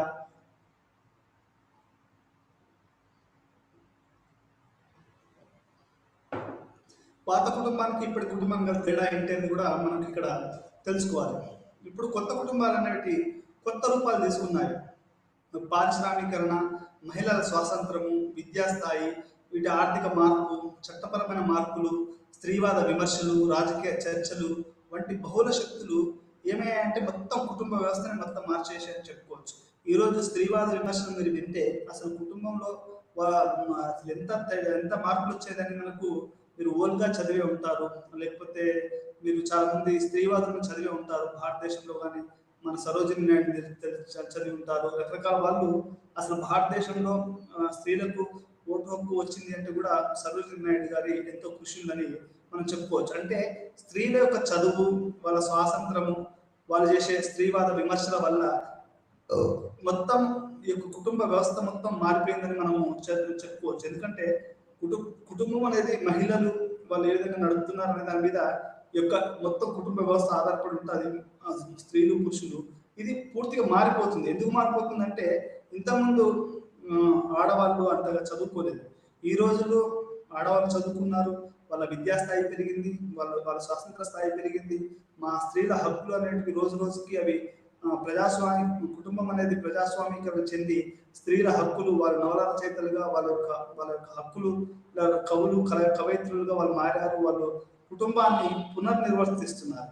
అంటే ఇక్కడ ఎందుకు చెప్తున్నాను ఇదంతా అంటే కుటుంబం అనేది పూర్తి తమ స్వభావాన్ని మార్చుకొని కొత్త కుటుంబాలుగా ఇక్కడ ఏర్పడుతున్నాయి అనేది చెప్పుకోవచ్చు. దీనికి గల కారణాలు స్త్రీ విమర్శలు మరియు రాజకీయ చర్చలు. అంటే ఇప్పుడు మీ అందరికీ తెలుసు రాజకీయాలలో కూడా ఇప్పుడు పార్లమెంటు అసెంబ్లీలలో స్త్రీలు లేరు. మహా అంటే 10% కంటే కూడా వాళ్ళు మించరు. మీరు మొత్తం 540 మంది ఎంపీలలో ఒక 10% కూడా మన భారతదేశంలో రాజకీయాలు. ప్రపంచవ్యాప్తంగా కూడా అట్లే ఉంది పరిస్థితి. అంటే కొన్ని దేశాలలో, యూరోప్ లాంటి దేశాలలో స్త్రీల యొక్క ఎక్కువ ఉంది, కానీ భారతదేశము ఈ దేశం తక్కువ ఉందని మనం చెప్పుకోవచ్చు. దీనికి అంటే వీటన్నిటి ద్వారా స్త్రీలు స్వేచ్ఛ, స్వాతంత్రము, చదువు, హక్కులు, విమర్శలు, రాజకీయ చర్చలు వీటన్నిటి వల్ల కూడా కుటుంబ పరిస్థితి మొత్తం మారిపోయి అసలు కుటుంబం అనేది ఇప్పుడు కొత్త 3 రకాలుగా చేసింది. ఎంపిక ద్వారా కుటుంబం అంటే ఇంతకుముందులాగా పెళ్లి చేసేసి అట్లా కాకుండా ఎవరికి ఎవరి ఇష్టం ఉంటే వాళ్ళ కుటుంబాన్ని కలిసి ఉంటుందని అది మనం ఎంపిక కుటుంబం అని చెప్పుకోవచ్చు. లివింగ్ రిలేషన్షిప్స్ మీ అందరికీ తెలుసు, 21వ శతాబ్దంలో లివింగ్ రిలేషన్షిప్స్ బాగా చదువుకున్న వాళ్ళు ఇట్లా పెళ్లిళ్ళు చేసుకోరు. వాళ్ళు పెళ్లిళ్ళు చేసుకోకుండా ఒక ఒప్పందం ప్రకారము కలిసి ఉంటారు. కలిసి ఉండడం దాన్ని లివింగ్ రిలేషన్షిప్ అని చెప్తారు. అంటే వాళ్ళు వాళ్ళు ఒకరికొకరు గౌరవం ఉన్నంత కాలం, ఒకరికొకరు ప్రేమ ఉన్నంత కాలం మాత్రమే కలిసి ఉంటారు. అంటే ఇప్పుడు మనకు అదే సాంప్రదాయ పెళ్లిలో ఏంటంటే నీకు ఇష్టం ఉన్నా లేకపోయినా కలిసి ఉండాలి. కానీ లివింగ్ రిలేషన్షిప్లో ఏంటి అంటే నువ్వు ఏ రోజైతే నువ్వు ప్రేమ పొందలేకపోతున్నావో, అది ఆడవాళ్ళైనా కానీ మగవాళ్ళైనా కానీ దాని నుంచి బయటకు వచ్చే అవకాశం ఉంది. అయితే దీన్ని దీని విమర్శ ఏంటంటే అది విచ్చలవిడితనానికి దారితీస్తుందని, హెచ్ఐవి లివింగ్ రిలేషన్స్ వల్లనే హెచ్ఐవి లాంటి ఒక దీర్ఘకాలిక వ్యాధులు వస్తున్నాయని కూడా చెప్తా ఉంటారు. ఈ లివింగ్ రిలేషన్షిప్ అనేది ఇంకోటి కూడా ఉంది. ఇక్కడ బయోసెక్షువల్ అంటే ఆడ మగ కావచ్చు, ఆడ ఆడ కావచ్చు, మగ మగ కావచ్చు. ఈ సహజీవనం అనేది ఇది మానసికంగా లైంగిక సన్నిహితం అనేది కలిగి ఉంటుంది. అంటే అది పెళ్లి అనే అవసరం లేదు, దీంట్లో పిల్లలు పుట్టొచ్చు. కాకపోతే ఏంటంటే పిల్లలకు వాళ్ళ యొక్క ఆస్తిలో భాగం అనేది తండ్రి నుంచి కానీ తల్లి నుంచి కానీ వారు సంపాదించిన దాంట్లోనే వస్తుంది. తాతలు వాళ్ళ తాతల నుంచి రాదు. ఇది ఇది లివింగ్ రిలేషన్షిప్. మీ అందరికి తెలుసు, ప్రపంచవ్యాప్తంగా కూడా ఈరోజు ఇప్పుడు జపాన్లో కానివ్వండి, భారతదేశంలో కానివ్వండి, ఇది పట్టణాలలో చాలా చోట్లలో ఇక లివింగ్ రిలేషన్షిప్ అనేది చాలా విపరీతంగా పెరిగిపోతుంది అనేది మనకు అర్థమవుతుంది. ఎందుకంటే ఈరోజు పాతకాలంలో లాగా పతియే దైవము లేకపోతే ఇట్లాంటి వాటికి వాళ్ళు ఆడవాళ్ళు కట్టుబడి ఉండడం లేదు. మగవాళ్ళు కూడా ఆడవాళ్ళకి ఒక ఒక ఒక ఒక బంధంగా ఉండట్లేదు. వాళ్ళు కూడా బయట సంబంధాలు ఉండడం వల్ల ఇట్లా అంటే ఈ లివింగ్ రిలేషన్షిప్ అంటే ఏంటంటే అది ఒక రకమైనటువంటి ప్రజాస్వామికమైనటువంటి సంబంధాలకు మనం ఇక్కడ అర్థం చేసుకోవచ్చు. ఈ రకమైనటువంటి లివింగ్ రిలేషన్షిప్స్ దీన్ని ఎక్కువగా ప్రపంచవ్యాప్తంగా పెరుగుతున్నాయి అనేది మనకు ఇది కొత్త కుటుంబం. ఇది 20వ శతాబ్దంలో నూతన కుటుంబంగా మనకు అర్థమవుతుంది. దీంట్లో గేస్, లెస్బియన్స్ అంటే స్వలింగ సంపర్కులు లేకుంటే వ్యతిరేక ఆడ మగ వీళ్ళందరూ కలిసి ఉంటారని మనం లివింగ్ రిలేషన్షిప్ అనేది చెప్పుకోవచ్చు. సరోగసీ అంటే మీ అందరికీ తెలుసు, ప్రపంచవ్యాప్తంగా ఏమవుతుందంటే జీవన వేగం పెరగడం వల్ల పట్టణీకరణ, పారిశ్రామికీకరణ, ప్రపంచీకరణ, దీనివల్ల ఈ యొక్క మనం తీసుకునే ఆహారంలో సరైనటువంటి పోషక విలువలు ఉండకపోవడం వల్ల ఇది ఫెర్టిలిటీ రేట్ అంటే ఈ యొక్క ఆడవాళ్ళలో గర్భాన్ని ధరించే శక్తి కోల్పోతున్నారు, మగవాళ్ళు వాళ్ళ యొక్క బీజాన్ని కోల్పోతున్నారు. ఇట్లాంటి సందర్భంలో ఏమవుతుంది అంటే ఎవరైతే ఒక స్త్రీ పిల్లలకు జన్మ ఇవ్వగలుగుతుందో వాళ్ళ యొక్క గర్భంలోకి వీళ్ళు తమ యొక్క స్పెర్మ్ను కనుక ఫెర్టిలైజేషన్ చేస్తారు. దాన్ని ఏమంటారంటే సరోగసీ అంటారు. ఒక చైనా సినిమా కూడా వచ్చింది, సరగేట్ మదర్ అని. సరగేట్ మదర్ అంటే ఏంటి అంటే అంటే ఒక అద్దెకు తీసుకున్న గర్భం.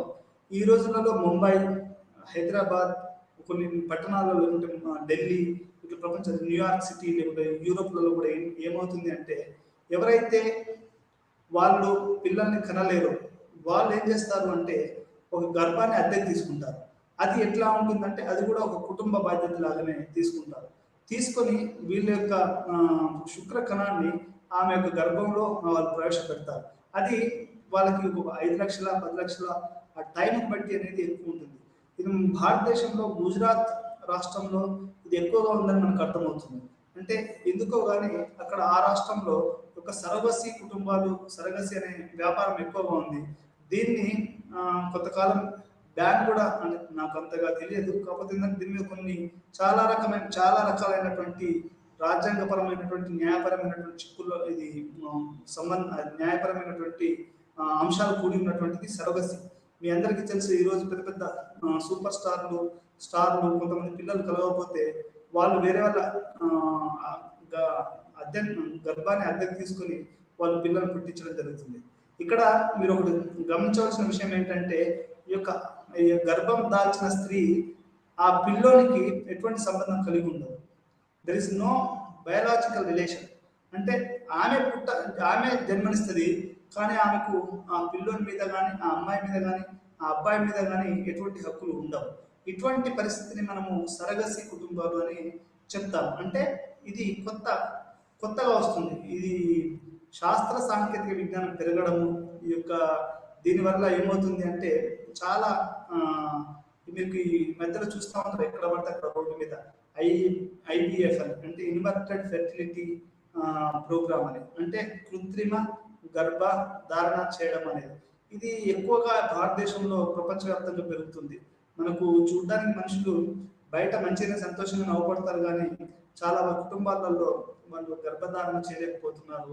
వాళ్ళు ల్యాబ్లలో పోవడం, ఇది అదొక పెద్ద మాఫియా, ఒక పెద్ద కుటుంబం. అదేంటంటే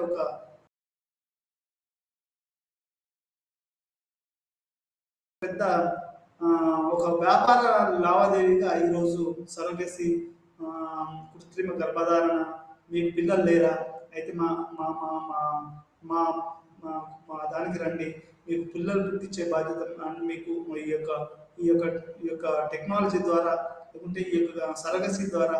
అంటే సాధారణంగా ఒక స్త్రీ మగవాళ్ళకు ఉండదు. ఆ సరగసి అంటే ఆడవాళ్ళే గర్భధారణ చేస్తారు కాబట్టి అది మగవాళ్ళకు సంబంధించింది కాదు. అంటే ఆడవాళ్ళు మాత్రమే గర్భంని ధరించే వాళ్ళకే ఉంటుంది కాబట్టి దీన్ని ఆడవాళ్ళకి అని చెప్తారు. అందుకని ఈ రోజుల్లో చాలా హాస్పిటల్స్ మీకు పిల్లలు లేరా, అయితే మీరు బాధపడకూడదు, రండి అని చెప్పి ఇట్లా ఒక కాంట్రాక్ట్, ఒక ఒక ఒక ఆడవాళ్ళకి, ఈ పిల్లలు లేని వాళ్ళకి, అది రకరకాల కారణాలు కావచ్చు. ఇప్పుడు ఈ రోజులలో మగవాళ్ళకి ఒక తల్లి ఒక ఒక ఒక యువ జంటకి పిల్లలు లేకపోవడం రకరకాల కారణాలు కావచ్చు. అది అబ్బాయిలో ప్రాబ్లం కావచ్చు, అమ్మాయిలో కావచ్చు. ఈ ఇద్దరిట్లో ఎవరికి సమస్య ఉన్నా కానీ వాళ్ళు ఒక అద్దెకు గర్భాన్ని తీసుకుని అది ఇవ్వడం జరుగుతుంది. మరి ఇది మంచా చెడా, ఇది మానవ సమాజం మీద ఎటువంటి ప్రభావం చూపిస్తుంది, అసలు అసహజమైనటువంటి జీవితం ఇది అనేది మనం ఇంకా సామాజిక శాస్త్రవేత్తలు చాలా చాలా పరిశోధన చేయవలసి ఉంటుంది. ఒక కవి రాసింది ఏంటి అంటే, ఇది నీ పరిశోధన దాంట్లో ఒక కుటుంబంలో పిల్లలు లేకపోతే ఆ కుటుంబంలో ఆ కోడల్ని చేసే బాధ గురించి ఆమె చాలా మంది కవులు ఈ యొక్క కవితలు రాశారు. అంటే ఒక స్త్రీ గర్భధారణ లేకపోతే ఆమె గొడ్రాలు అనడము, ఆమె తిట్టడము, కొన్ని కుటుంబాలలో మరి వాళ్ళని హింసించడము, వాళ్ళని గృహహింస చేయడం అనేది జరుగుతూ ఉంది. నా దేహము మీకు ఒక ప్రయోగశాల కావచ్చు అని ఒక స్త్రీవాది ఇది ఏ విధంగా జరుగుతుంది, ఈ యొక్క పిల్లలు లేకపోతే ఒక ఆడ మీకు పెళ్లిళ్ళకి రానివ్వరు, లేకపోతే అది అన్ని మతాలలో అన్ని కులాలలో గొడ్రాలను చూడటము, ఆమెకు పెళ్లిని పిలవకపోవడం, ఒక ఒక ఒక బ్యాడ్ ఉమెన్ అంటే ఒక అసూచకమని ఈ ఆడపిల్లలను చూడడం అనేది జరుగుతుంది. దీనివల్ల ఏమవుతుందంటే ఒక పిల్లోని కనాలి, ఒక పిల్లోని ఉండాలి అనేది ఒక పెద్ద తీవ్ర వాంఛన మారి అది సరగసి, అంటే ఈ గర్భాన్ని అద్దెకు తీసుకునే వైపుగా ఇది దారితీస్తుంది. ఒక్కోసారి చాలా మంది కోట్ల ఆస్తులు ఉంటాయి, మంచి ఇల్లు ఉంటుంది, కానీ పిల్లలు ఉంటారు. అట్లాంటి వాళ్ళకి ఈ సరగసి అనేది ఒక కొత్త కుటుంబం. ఈ కొత్త కుటుంబాన్ని మనం ఈ యొక్క ఎవరైతే అద్దెకు తీసుకున్నారో ఆ పిల్లలు వాళ్ళకి చెందుతారు. ఎవరైతే ఈ యొక్క గర్భాన్ని అద్దెకిచ్చారో వాళ్ళు ఆ పిల్లల మీద ఎటువంటి వాళ్ళు హక్కులు కలిగి ఉంటారు. ఇది కొత్త రకమైనటువంటి కుటుంబం. 3 రకాల కొత్త కుటుంబాలు. ఒకటి లివింగ్ రిలేషన్షిప్స్, సరగసి కుటుంబాలు, ఆ తర్వాత మీకు ఇంతకుముందు చెప్పినట్టు వేరే ఈ 3 రకాలైనటువంటి కుటుంబాలు, న్యూ ఫ్యామిలీస్ అని చెప్పుకోవచ్చు. ఇది ఈరోజు మనం కుటుంబం అంటే ఏంటి, కుటుంబాల రకాలు ఏంటి, దాంట్లో ఉండేటువంటి ఎందుకు కుటుంబాలు అనేటివి ఇట్లా ఈ రకంగా మారుతున్నాయి, దీంట్లో కొత్త కుటుంబాలు ఏ విధంగా ఏర్పడ్డాయి, ప్రపంచీకరణలు ఏ విధంగా అనేది కూడా మనం ఈ యొక్క పటం తెలుసుకున్నాము. దీంట్లో పాటుగా మనం ఏం తెలుసుకున్నాం, దీంట్లో ఏం సంగ్రహించామంటే కూర్పు, అంటే సైజ్ ఆఫ్ ది ఫ్యామిలీ, అది మొదటి తరమా, రెండో తరమా, మూడో తరమా, లేకుంటే ఏ రకంగా ఉంటుంది అనేది కూడా మనం ఇంత తెలుసుకున్నాం. అదేవిధంగా సభ్యత్వాన్ని బట్టి, అంటే ఒక కుటుంబంలో అది సభ్యత్వాన్ని బట్టి కూడా ఆ కుటుంబాన్ని మనము ఈ యొక్క తెలుసుకోవాల్సిన అవసరం ఉంది అనేది కూడా దీంట్లో మనము తెలుసుకున్నాం. అంటే ఈ రకంగా కుటుంబం అనేది ఒక సార్వత్రికమైనటువంటి సార్వత్రికమైనటువంటి సంస్థ. ఆ సంస్థ అనేది విలువలని ఒక తరం నుంచి ఇంకొక తరానికి అందిస్తుంది. ఆ విలువలు అనేది లేకపోతే సమాజం అనేది చాలా దుర్మార్గంగా తయారయ్యే అవకాశం ఉంది. ఈ యొక్క కుటుంబం కూడా ఎటువంటి మార్పులకు దారితీస్తుంది అనేది కూడా మనకు సిద్ధాంతాలు ఉన్నాయి. అవేంటంటే పరిణామ సిద్ధాంతం కానివ్వండి, లేకుంటే టార్కాట్ పార్సన్ లాంటి వాళ్ళు చెప్పినట్టు సిద్ధాంతం కానివ్వండి, ఏంజల్స్ చెప్పినటువంటి సిద్ధాంతం కానివ్వండి అనే సిద్ధాంతాలు ఉన్నాయి. దాంతో పాటుగా ఈ యొక్క కుటుంబం అనేది ఎందుకు ఒక జాయింట్ ఫ్యామిలీ నుంచి ఒక న్యూక్లియర్ ఫ్యామిలీ వైపు అది పరుగులు తీస్తుంది అనేది కారణాలను మనం కనుక తెలుసుకుంటే దానికి పట్టణీకరణ మరియు నగరీకరణ, ఆ తర్వాత ప్రపంచీకరణ, ఆ తర్వాత పారిశ్రామీకరణ అనేది 3 కారణాలను మనం తెలుసుకున్నాము. అదేవిధంగా కొత్త రకమైనటువంటి కుటుంబాలు ఈ 3 కారణాలే కాకుండా ప్రభుత్వ చట్టాలు ఇట్లా రోజు రోజుకి మారుతా ఉన్నాయి. ఒక ప్రభుత్వం ఇంకొక ప్రభుత్వం వచ్చిన తర్వాత రోజు రోజుకి ఈరోజు జనాభా మనకు నియంత్రణ అనేది ప్రధాన సూత్రంగా చైనా, భారతదేశము కొన్ని దేశాలు నడుస్తుంది. భారతదేశం లాంటి దేశాలలో 140 మంది కోట్ల జనాభా ఉన్నారు. చైనాలో కూడా 140.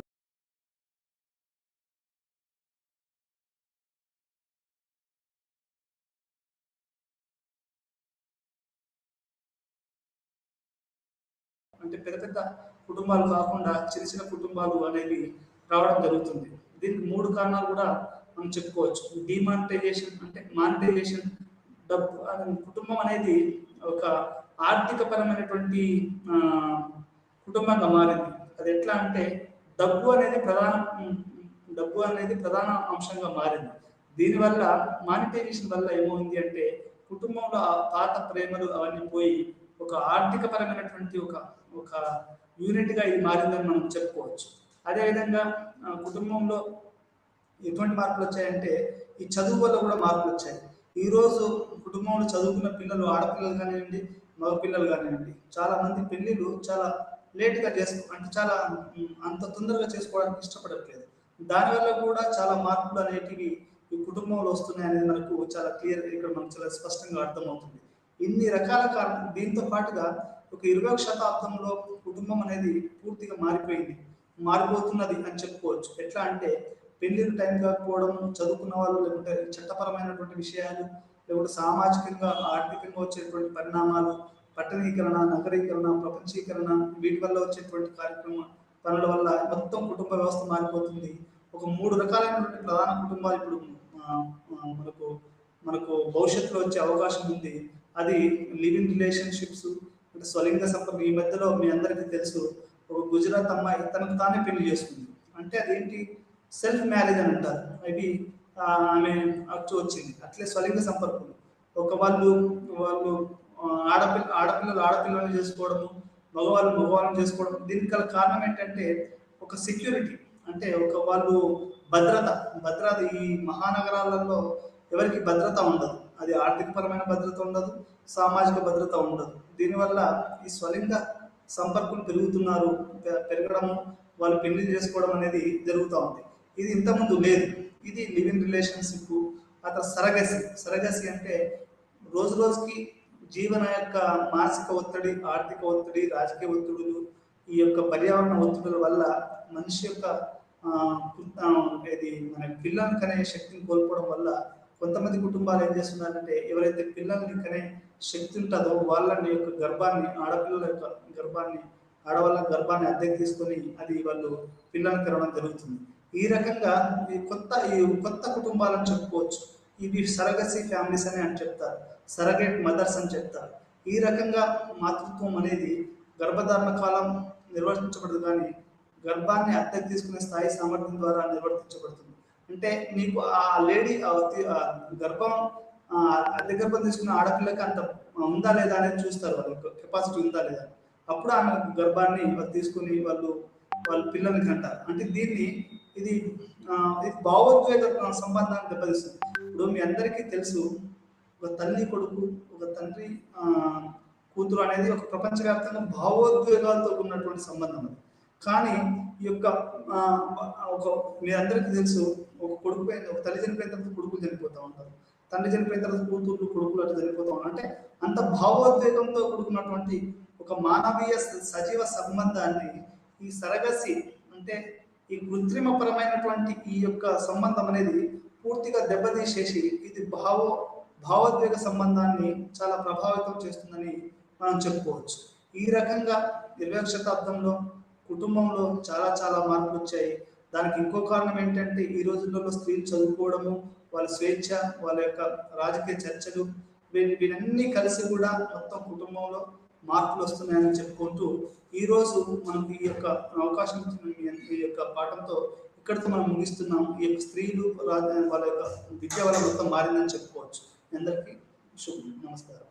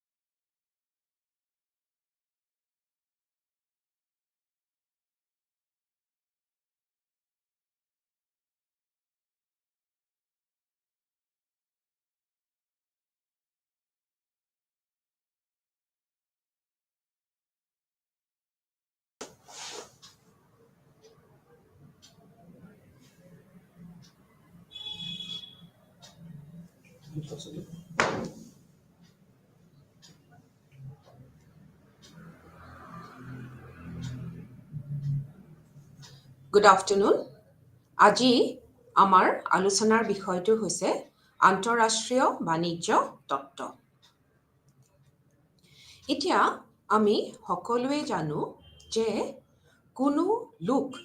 কোনো এজন লোক স্বয়ং সম্পূৰ্ণ নহয়। ঠিক সেইদৰে আমি আকৌ ক'ব পাৰোঁ যে কোনো এখন দেশ অকলেই স্বয়ং সম্পূৰ্ণ নহয়।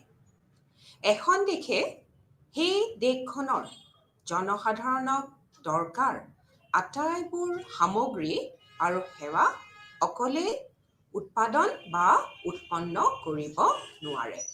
এতিয়া যিবোৰ সামগ্ৰী উৎপন্ন কৰিব নোৱাৰে, পৃথিৱীৰ আন দেশৰ পৰা সেই সামগ্ৰীসমূহ সেই দেশখনে আমদানি কৰি ল'ব পাৰে। এতিয়া আমাৰ স্বয়ং সম্পূৰ্ণতাৰ অভাৱ থকাৰ বাবে আটাইবোৰ দেশে বা দেশসমূহৰ মাজত আমাৰ পাৰস্পৰিক নিৰ্ভৰশীলতাৰ সৃষ্টি হয়। এই আন্তঃৰাষ্ট্ৰীয় স্তৰতো পাৰস্পৰিক নিৰ্ভৰতা আমাৰ প্ৰতিফলিত হয় পণ্য সামগ্ৰীৰ লেনদেন হয় আৰু এই লেনদেনেই হৈছে আন্তঃৰাষ্ট্ৰীয় বাণিজ্য। অৰ্থাৎ স্বয়ং সম্পূৰ্ণতাৰ অভাৱ থকাৰ বাবে দেশসমূহৰ মাজত পাৰস্পৰিক নিৰ্ভৰশীলতাৰ সৃষ্টি হয়।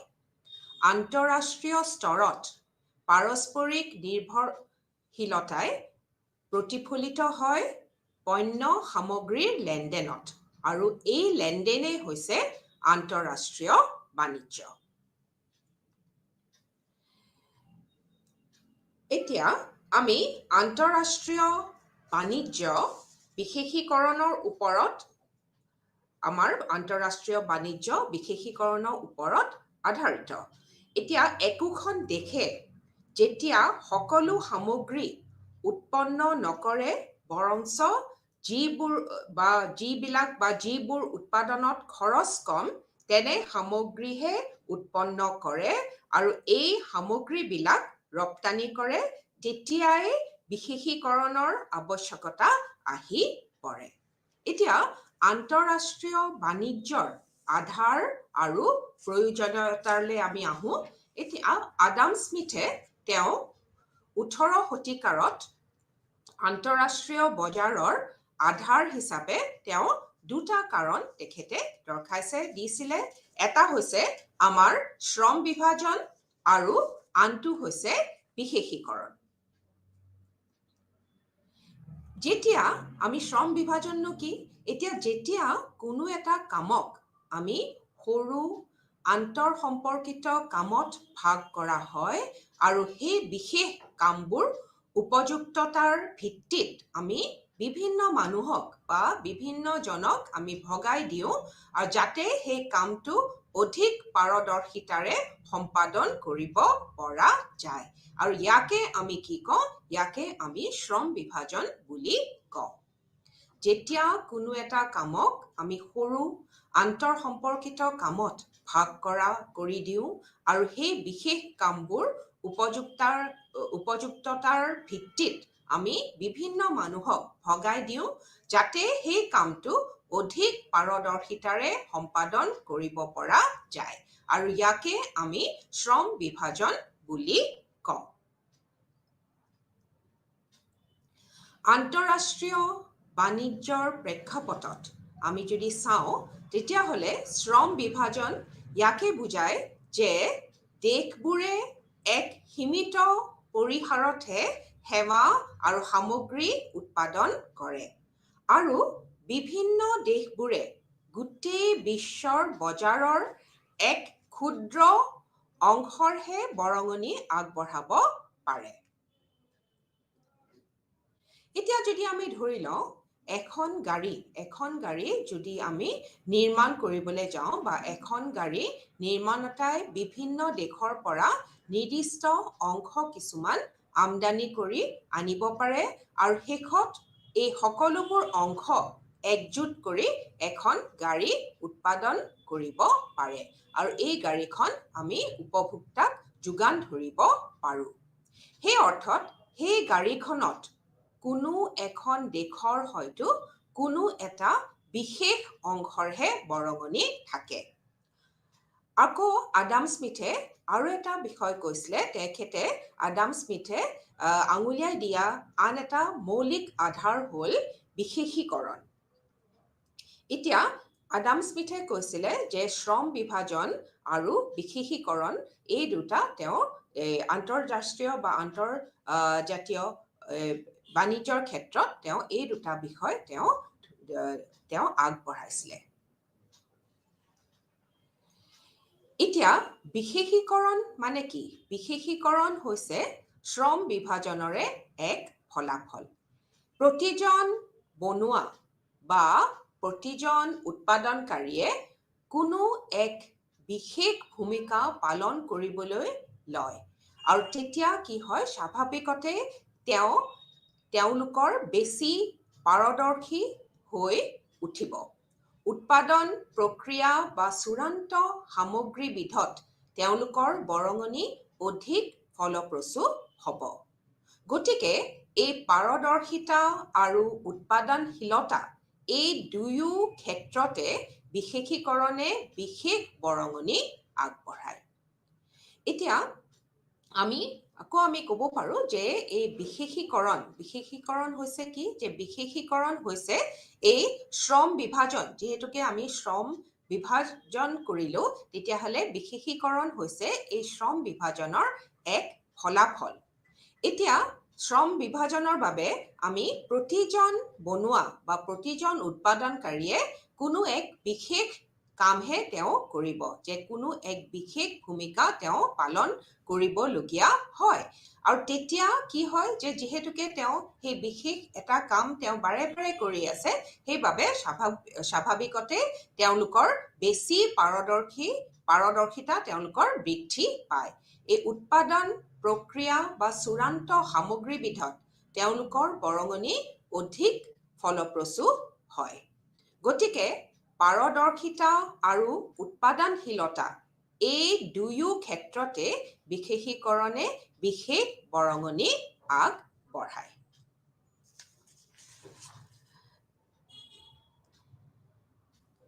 এতিয়া আহোঁ আমি আন্তঃমাণ্ডলিক বাণিজ্য আৰু আন্তঃৰাষ্ট্ৰীয় বাণিজ্যলৈ।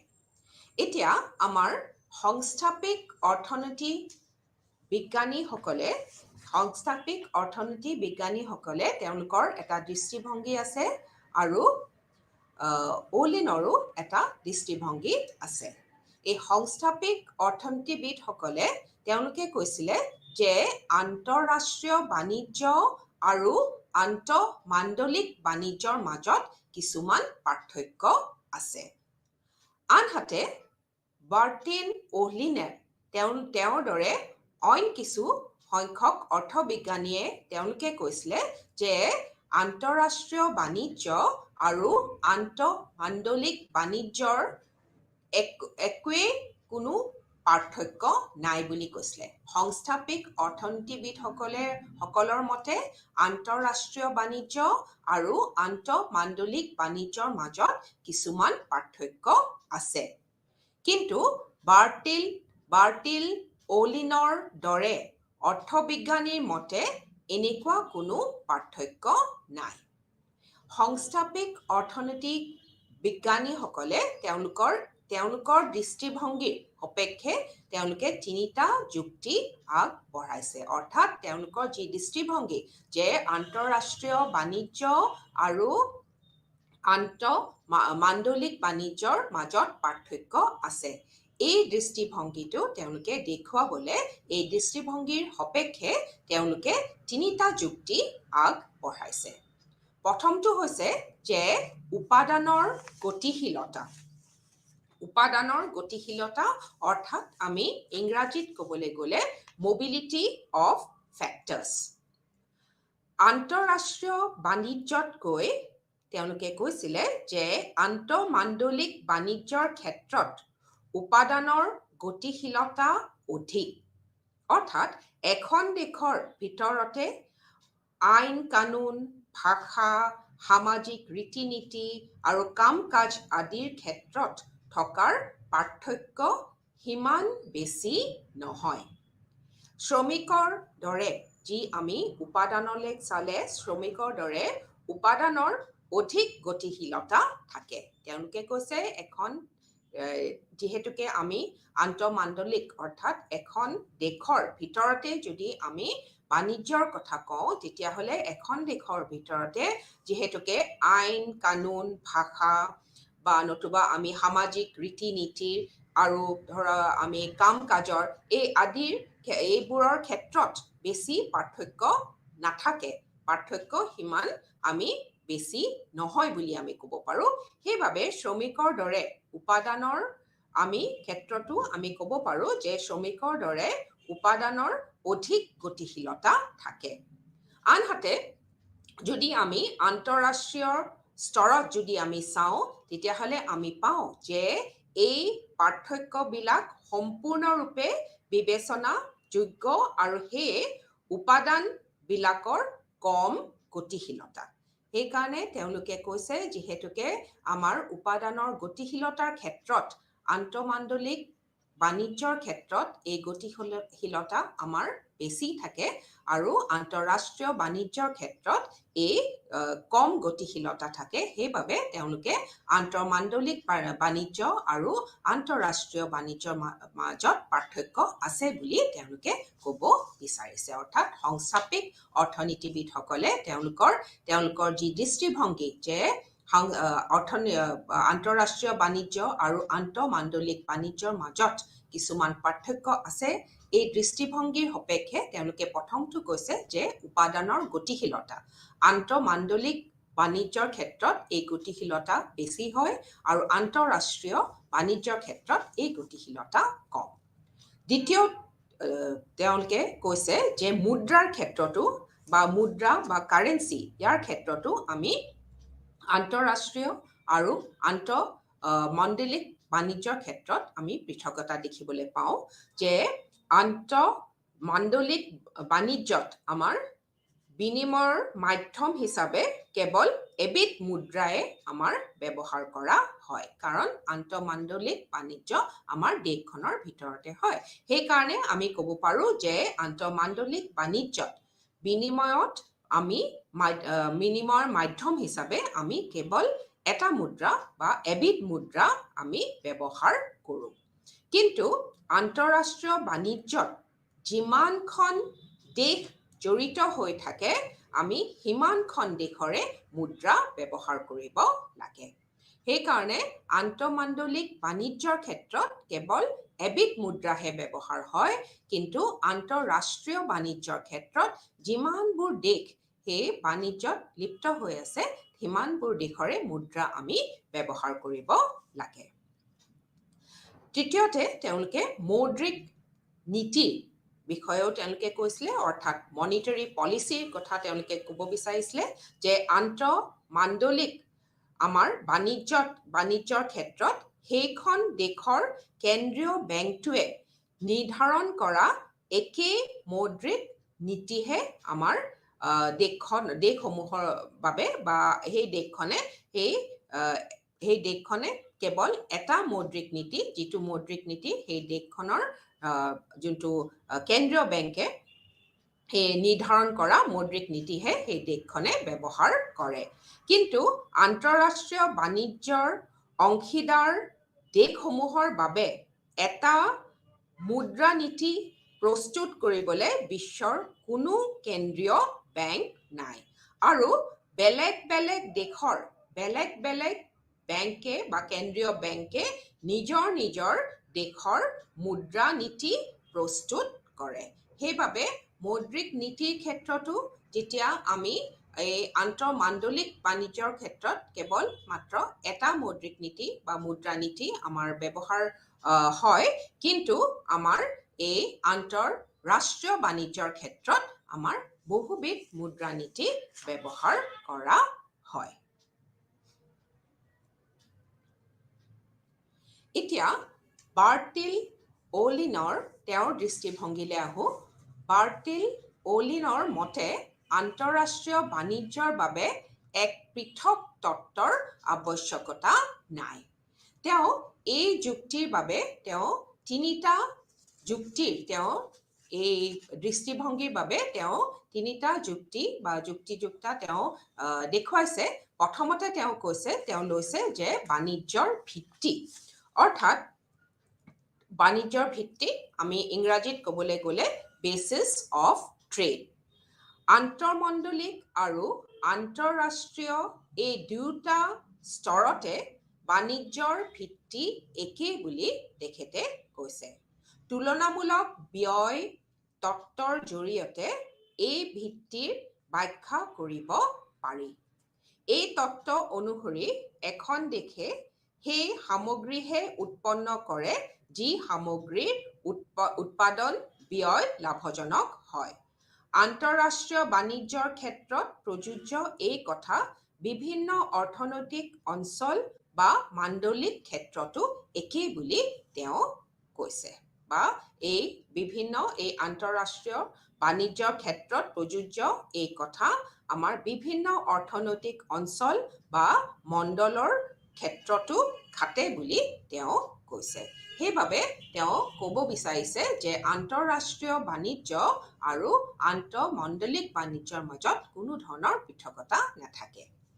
দ্বিতীয়তে তেওঁ আন এটা বিষয় কৈছে যে উপাদানৰ গতিশীলতা, অৰ্থাৎ ফেক্টৰ মবিলিটি। অলিনৰ মতে সংস্থাপিক অৰ্থনীতিবিদসকলে বিশ্বাস কৰাৰ দৰে উপাদানবিলাক সমান পৰিমাণৰ গতিশীল নহয়। তৃতীয়তে তেওঁ অন্য দেশৰ মুদ্ৰাৰ মূল্য, অৰ্থাৎ এক্সটাৰ্নেল ভেলিউ অফ মানি, এই কথা সত্য যে আন্তঃৰাষ্ট্ৰীয় বাণিজ্যত কিছু সংখ্যক বিদেশী মুদ্ৰা জড়িত হৈ থাকে। তেওঁ কৈছে যে আন্তঃৰাষ্ট্ৰীয় বাণিজ্যত আমাৰ কিছু সংখ্যা আমাৰ বিদেশী মুদ্ৰা জড়িত হৈ থাকে। একোখন দেশৰ মুদ্ৰা বিনিময়ৰ হাৰ বা আন দেশৰ তুলনাত ইয়াৰ মুদ্ৰাৰ মূল্য নিৰূপণ কৰা এটা উপাদান হৈছে দেশখনৰ মুদ্ৰাৰ আভ্যন্তৰীণ মূল্য বা ক্ৰয় ক্ষমতা। আন কথাত ক'বলৈ হ'লে মুদ্ৰাৰ আভ্যন্তৰীণ মূল্য হৈছে বিশ্বৰ সকলো দেশৰ মুদ্ৰাৰ মাজেৰে সৰকি যোৱা উমৈহতীয়া এডাল সূতা। সেইবাবে এই যুক্তিৰ বাবে তেওঁ ক'ব বিচাৰিছে যে আন্তৰ্জাতিক বাণিজ্য আৰু আন্তঃমাণ্ডলিক বাণিজ্যৰ মাজত কোনো ধৰণৰ পৃথকতা নাথাকে। ইয়াৰ পাছত আমি আহোঁ আন্তঃৰাষ্ট্ৰীয় বাণিজ্য আৰু আঞ্চলিক বাণিজ্যৰ মাজৰ পাৰ্থক্যসমূহলৈ। আমি যদি পাৰ্থক্যসমূহলৈ আমি লক্ষ্য কৰোঁ, প্ৰথমটো আমি ক'ব পাৰোঁ যে উপাদানৰ গতিশীলতা। এই বিষয়টো আমাৰ সংস্থাপিক অৰ্থনীতিবিদসকলেও কৈছিলে। প্ৰথম পাৰ্থক্যটো আমি উপাদানৰ গতিশীলতা বুলি আমি ক'ব পাৰোঁ, আৰু ইয়াক আমি ইংৰাজীত ক'বলৈ গ'লে ফেক্টৰ মবিলিটি বুলি কওঁ। এটা কথাত আমি সন্দেহ ৰাখিব নালাগে যে আন্তঃৰাষ্ট্ৰীয় পৰিসীমাৰ তুলনাত দেশ এখনৰ নিজৰ পৰিসীমাৰ মাজত উপাদানৰ গতিশীলতা অধিক। আমি আটাই জানো যে আন্তঃৰাষ্ট্ৰীয় পৰিসীমাৰ তুলনাত যদি আমি এখন দেশৰ পৰিসীমাৰ যদি আমি লক্ষ্য কৰোঁ, তেতিয়াহ'লে আমি ক'ব পাৰোঁ যে উপাদানৰ গতিশীলতা, উপাদানসমূহৰ আমাৰ গতিশীলতা এখন দেশৰ ভিতৰত আমাৰ বেছি বুলি আমি ক'ব পাৰোঁ। এতিয়া বিদেশত যদি আমি যাওঁ বা বিদেশত উপস্থিত হ'বলৈ যিবোৰ আমাৰ বহুবোৰ আমাৰ আইনী বাধা থাকে, যেনে ধৰি ল'ব পাৰোঁ আমি পাৰপত্ৰ বা ভিছা আদিৰ ফলত আমাৰ কি হয় যে উপাদানৰ আন্তঃৰাষ্ট্ৰীয় গতিশীলতা আমি সীমিত হৈ যোৱা আমি দেখিবলৈ পাওঁ। আৰু তদুপৰি আমি জানো যে বিভিন্ন দেশৰ আমাৰ কৃষ্টি, ভাষা আদিৰো আমাৰ পাৰ্থক্য আছে। শ্ৰমিকসকলৰ বাহিৰেও বা শ্ৰমৰ বাহিৰেও আমাৰ অইন উপাদানসমূহৰো গতিশীলতাটো আমি বহু ধৰণৰ সীমাবদ্ধতা দেখিবলৈ পাওঁ। দ্বিতীয় পাৰ্থক্যটো হৈছে আমাৰ পৃথক মৌদ্ৰিক ব্যৱস্থা, ডিফাৰেণ্ট মনিটাৰী ছিষ্টেম। এতিয়া প্ৰত্যেকখন দেশতে আমাৰ নিজস্ব মৌদ্ৰিক ব্যৱস্থা আছে। সেইকাৰণে আমি যদি আন্তৰ্জাতিক বাণিজ্যলৈ চাওঁ তেতিয়াহ'লে প্ৰতিখন দেশৰে আমাৰ মুদ্ৰানীতি বা মৌদ্ৰিক ব্যৱস্থা আমি বেলেগ বেলেগ বা পৃথক পৃথক বুলি আমি ক'ব পাৰোঁ। তৃতীয় আমাৰ পাৰ্থক্যটো হৈছে পৃথক ৰাজনৈতিক পৰিসীমা। এতিয়া পৃথক ৰাজনৈতিক পৰিসীমা বুলি ক'লে ইংৰাজীত আমি ডিফাৰেণ্ট পলিটিকেল বাউণ্ডেৰী বুলি আমি ক'ব পাৰোঁ।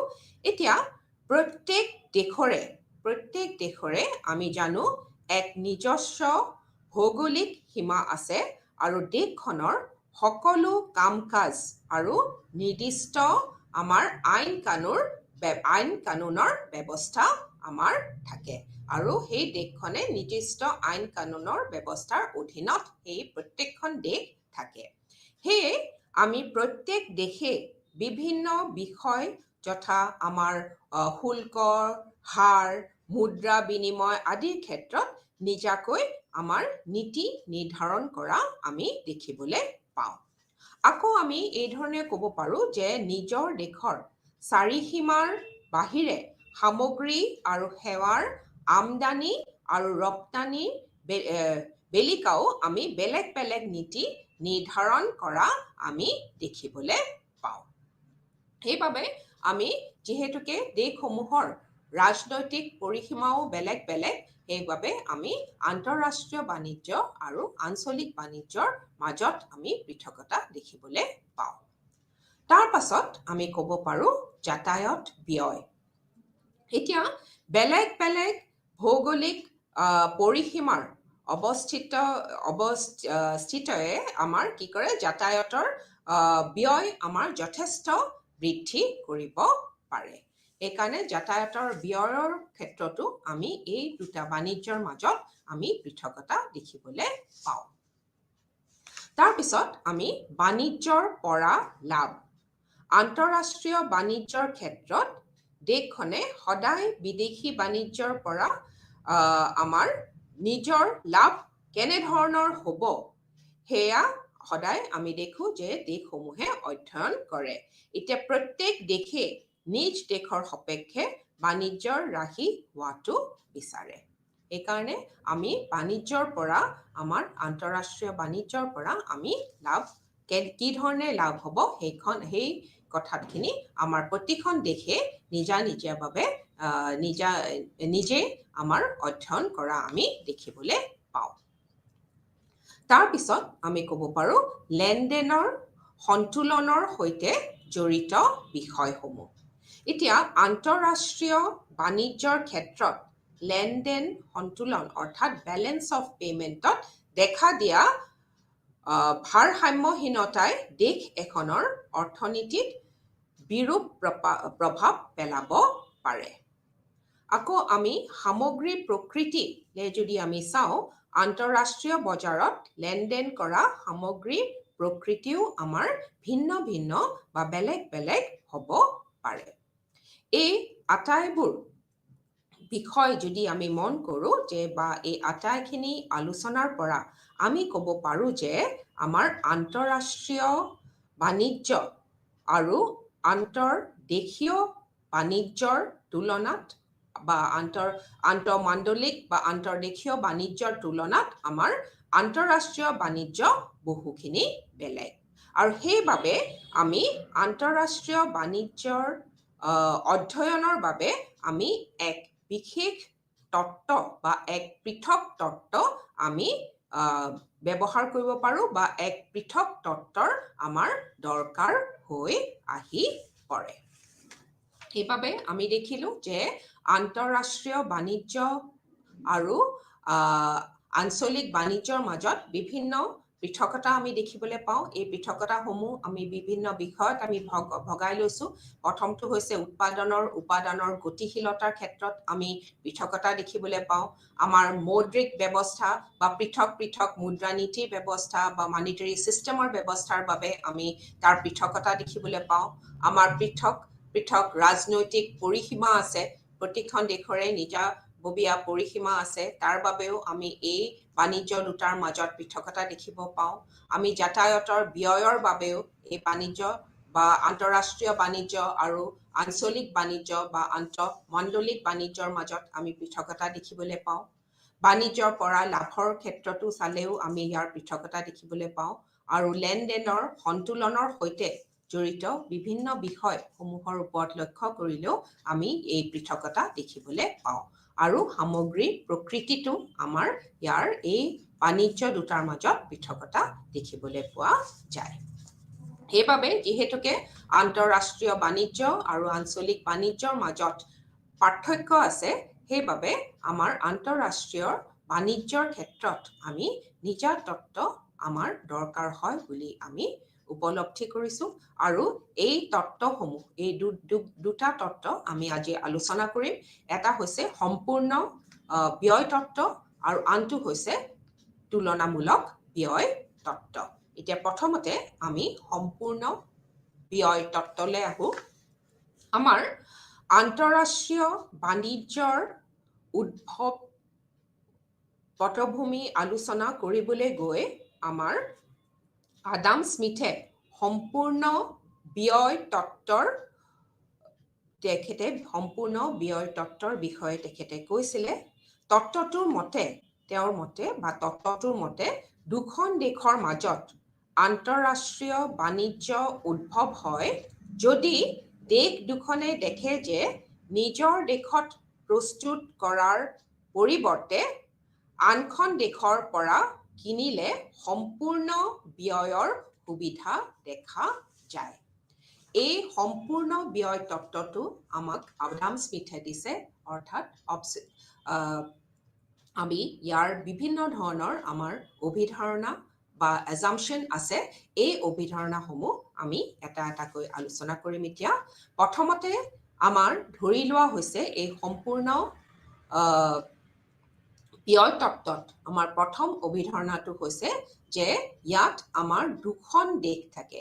দুখন দেশে দুবিধ সামগ্ৰীৰ বাবে আন্তৰ্জাতিক বাণিজ্য বাবে বা আন্তৰ্জাতিক বা আন্তঃৰাষ্ট্ৰীয় বাণিজ্যৰ বাবে এই দুখন দেশে দুবিধ সামগ্ৰীৰ বাবে আন্তঃৰাষ্ট্ৰীয় বাণিজ্যৰ বাবে আগুৱাই আহে। এই সম্পূৰ্ণ ব্যয় তত্ত্বত আদাম স্মিথে দুখন দেশ লৈছিলে আৰু এই দুখন দেশে দুবিধ সামগ্ৰী লৈ পেলাই আন্তঃৰাষ্ট্ৰীয় বাণিজ্যৰ বাবে আগুৱাই আহে বুলি তেওঁ ধৰি লৈছিলে। দ্বিতীয় অভিধাৰণা বা এজাম্পশ্যন হৈছে যে উৎপাদনৰ একমাত্ৰ উপাদান হৈছে শ্ৰম। শ্ৰমিকসকলৰ বিভিন্ন গোটৰ মাজত কোনো পাৰ্থক্য নাই বুলিও ধৰি লোৱা হৈছে। আকৌ আন এটা কথাও ধৰি লোৱা হৈছে যে শ্ৰমিকসকলৰ এবিধ সামগ্ৰী প্ৰস্তুত কৰাৰ কামৰ পৰা আন এবিধ সামগ্ৰী প্ৰস্তুতকৰণত মুক্তভাৱে অনা নিয়া কৰিব পাৰি। তেওঁ প্ৰথম অভিধাৰণাটো হৈছে যে দুখন দেশে দুবিধ সামগ্ৰীৰ বাবে আন্তৰ্জাতিক বাণিজ্যৰ বাবে আগুৱাই আহে। দ্বিতীয় অভিধাৰণাটো হৈছে যে উৎপাদনৰ একমাত্ৰ উপাদান হৈছে শ্ৰম। শ্ৰমিকসকলৰ বিভিন্ন গোটৰ মাজত কোনো পাৰ্থক্য নাই। আকৌ শ্ৰমিকসকলক এবিধ সামগ্ৰী প্ৰস্তুত কৰা কামৰ পৰা আন এবিধ সামগ্ৰী প্ৰস্তুতকৰণত মুক্তভাৱে অনা নিয়া কৰিব পাৰি। তৃতীয় এজাম্পশ্যনটো বা তৃতীয় অভিধাৰণাটো হৈছে যে দেশ দুখনৰ মাজত একেবিধ মুদ্ৰা প্ৰচলিত। যি দেশ দুখনৰ মাজত বাণিজ্য ঘটিছে সেই দেশ দুখনৰ মাজত একেবিধ মুদ্ৰা প্ৰচলিত। 4 নম্বৰটো হৈছে সামগ্ৰীসমূহ বিভিন্ন সৰু সৰু গোটত বিভাজিত কৰিব পাৰি। তাৰ পাছৰটো হৈছে উৎপাদনৰ সকলো উপাদান সম্পূৰ্ণভাৱে নিয়োজিত। আৰু শেষৰ অভিধাৰণাটো হৈছে যে মুক্ত বাণিজ্যৰ ক্ষেত্ৰত কোনো চৰকাৰী বাধা নাই। এই অভিধাৰণাসমূহৰ ওপৰত ভিত্তি কৰি আডাম স্মিথে তেওঁৰ যি সম্পূৰ্ণ ব্যয় তত্ত্বটো তেওঁ আগবঢ়াইছিলে। এতিয়া এই তত্ত্বটোৰ বিষয়লৈ আমি আহোঁ। এই তত্ত্বটোৰ মতে কোৱা হৈছে যে দেশ দুখনৰ মাজত তেতিয়া বাণিজ্য ঘটিব বা তেতিয়া বাণিজ্যৰ উদ্ভৱ হ'ব যেতিয়া ব্যৱসায়ীসকলে লক্ষ্য কৰে যে বা মন কৰে যে সামগ্ৰী এবিধ দেশীয়ভাৱে প্ৰস্তুত বা ক্ৰয় কৰাৰ পৰিৱৰ্তে আনখন দেশৰ পৰা ক্ৰয় কৰিলে সম্পূৰ্ণ ব্যয়ৰ সুবিধা পায়। ধৰি লওঁ যে দুখন দেশ আছে, এখন A আৰু এখন B। দেশ A আৰু দেশ B এ দুয়োবিধ সামগ্ৰী যথা আমি চাহ আৰু ঘেঁহু বুলি ক'ব পাৰোঁ, চাহ আৰু ঘেঁহু ক্ৰয় বিক্ৰয়ৰ বাবে আগবাঢ়ি আহিছে। সামগ্ৰী দুবিধ প্ৰস্তুত কৰাৰ বাবে দেশ দুখনৰ ব্যয়ৰ এক তুলনামূলক বৰ্ণনা আমি এই তালিকাখনত দেখুৱাব পাৰোঁ। এতিয়া আমি 1 নম্বৰ তালিকা লৈছোঁ, দুখন দেশ লৈছোঁ, দেশ A আৰু দেশ B। আৰু এই A দেশৰ আৰু B দেশৰ মাজৰ সম্পূৰ্ণ ব্যয় সুবিধাটো আমি এই তালিকাৰ সহায়ত দেখুৱাইছোঁ। এতিয়া দেশ হৈছে A আৰু দুটা সামগ্ৰী লৈছোঁ, চাহ আৰু ঘেঁহু।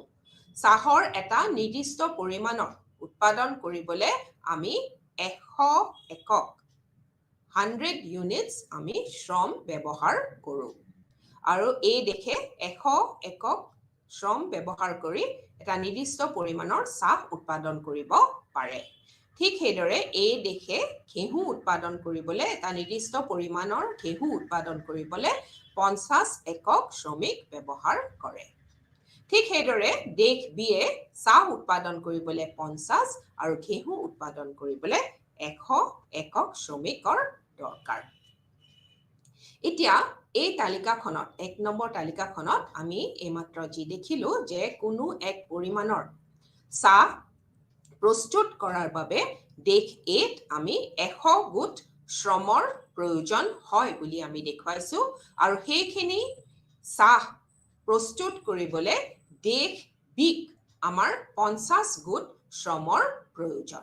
অৰ্থাৎ আমি যদি দেশ A দেশ Bৰ লগত তুলনা কৰোঁ তেতিয়াহ'লে আমি দেখিম যে দেশ Aৰ তুলনাত দেশ Bয়ে দুগুণ পাৰদৰ্শিতাৰে চাহ প্ৰস্তুত কৰিব পাৰে। কাৰণ কিয় যে একে পৰিমাণৰ চাহ প্ৰস্তুত কৰিবলৈ দেশ Aত 100 গোট শ্ৰমৰ প্ৰয়োজন আছিলে, কিন্তু দেশ Bত 50 গোট শ্ৰমৰহে প্ৰয়োজন হৈছে। সেইকাৰণে আমি ক'ব পাৰোঁ যে দেশ Aৰ তুলনাত দেশ Bয়ে দুগুণ পাৰদৰ্শিতাৰে আমাৰ চাহ প্ৰস্তুত বা উৎপাদন কৰিব পাৰে। সেইকাৰণে দেশ Aয়ে দেশ Bৰ পৰা চাহ আমদানি কৰিব। ঠিক সেইদৰে আমি যদি আকৌ এই তালিকাখনলৈ চাওঁ তেতিয়াহ'লে চাহৰ ক্ষেত্ৰত কি হৈছে, একে পৰিমাণৰ চাহ উৎপাদন কৰিবলৈ দেশ Aয়ে 100 গোট শ্ৰমিকৰ দৰকাৰ আৰু দেশ Bত 50 গোট শ্ৰমিকৰ দৰকাৰ। সেইদৰে একে পৰিমাণৰ ঘেঁহু উৎপাদন কৰিবলৈ দেশ Aয়ে 50 গোট শ্ৰমিকৰ দৰকাৰ আৰু দেশ Bত 100 গোট শ্ৰমিকৰ দৰকাৰ।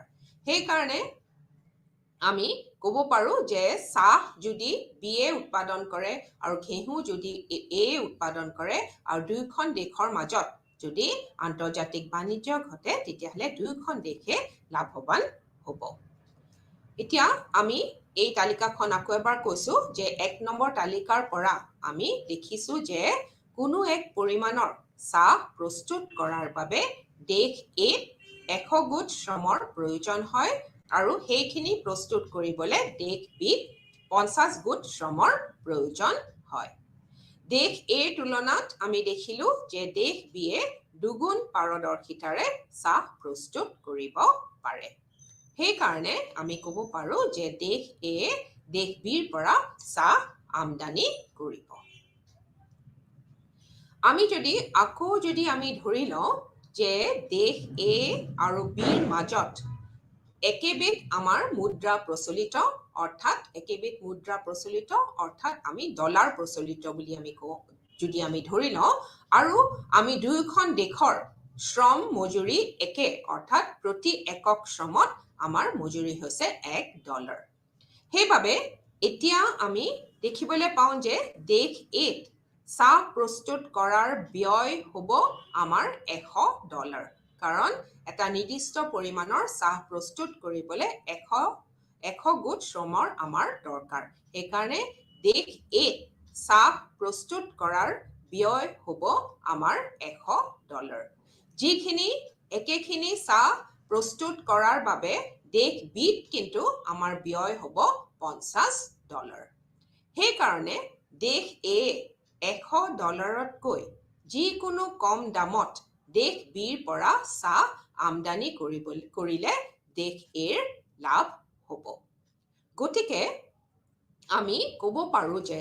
বা ইয়াকে আমি ক'ব পাৰি যে বাণিজ্যৰ পৰা দুয়োখন দেশে লাভৱান হ'ব দেশ Aৰ পৰা ঘেঁহু বিক্ৰী কৰাৰ ক্ষেত্ৰতো আমি সম্পূৰ্ণ একে আমি যুক্তি আমি দেখুৱাব পাৰো গতিকে আমি দেখিলো যে আন্তঃৰাষ্ট্ৰীয় বাণিজ্যৰ ফলত দুয়োখন দেশে সামগ্ৰী দুবিধ কম খৰচত প্ৰস্তুত কৰি সম্পূৰ্ণ ব্যয়ৰ সুবিধা লাভ কৰিব পাৰে মই আকৌ কৈছো আমি যদি আমি ধৰি লওঁ যে দেশ A আৰু দেশ B এই দুখন দেশৰ মাজত আমি একেবিধ মুদ্ৰা প্ৰচলিত বুলি যদি আমি ধৰি লওঁ অৰ্থাৎ যি মুদ্ৰা প্ৰচলিত এইটো হৈছে ডলাৰ আৰু দুয়োখন দেশৰ শ্ৰমৰ মজুৰি একে বুলিও আকৌ আমি যদি ধৰি লওঁ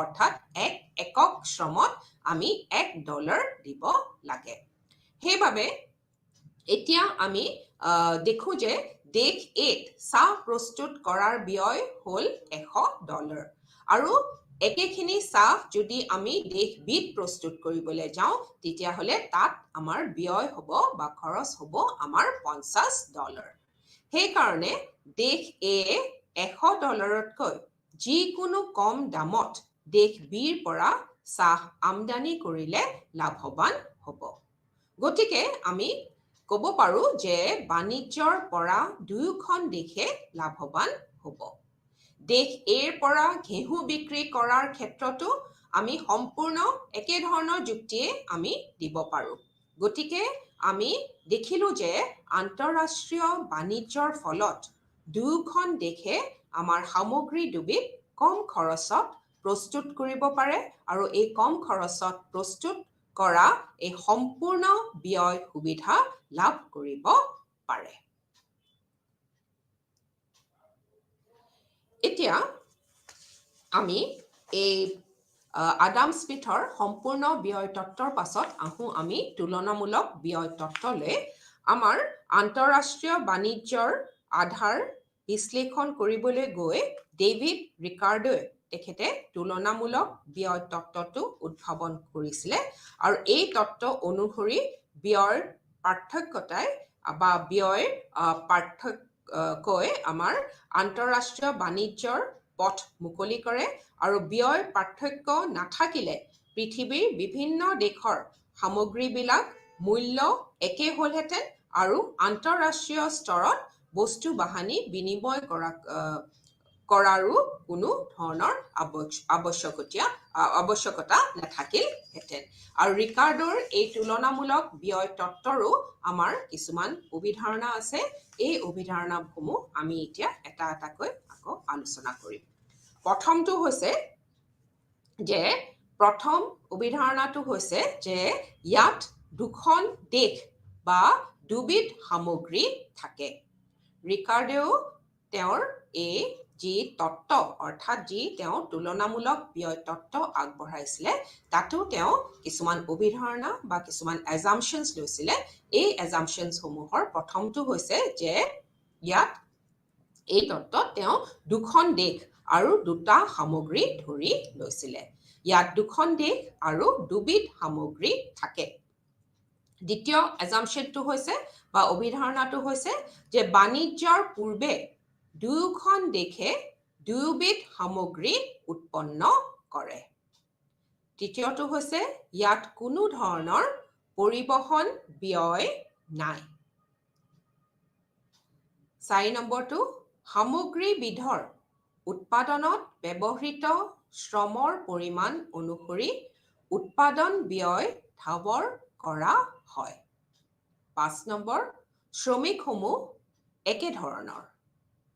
6 নম্বৰ উৎপাদনৰ ক্ষেত্ৰখনত স্থায়ী প্ৰতিদান বিধি কাৰ্যকৰী কৰে বা কাৰ্যকৰী হয়।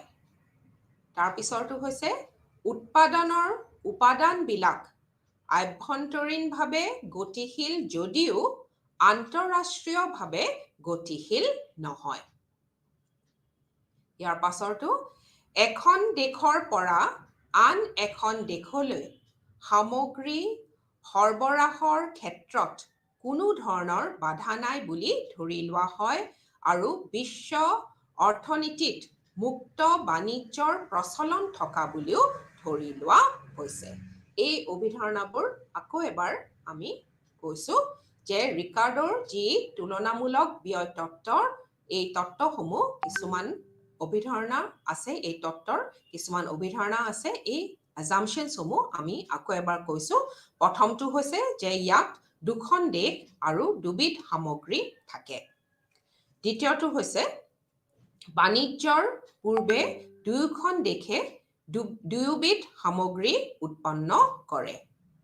তাৰ পাছৰটো হৈছে ইয়াত কোনো ধৰণৰ পৰিবহণ ব্যয় নাই। নেক্সট সামগ্ৰী বিধৰ উৎপাদনত ব্যৱহৃত শ্ৰমৰ পৰিমাণ অনুসৰি উৎপাদন ব্যয় ঠাৱৰ কৰা হয়।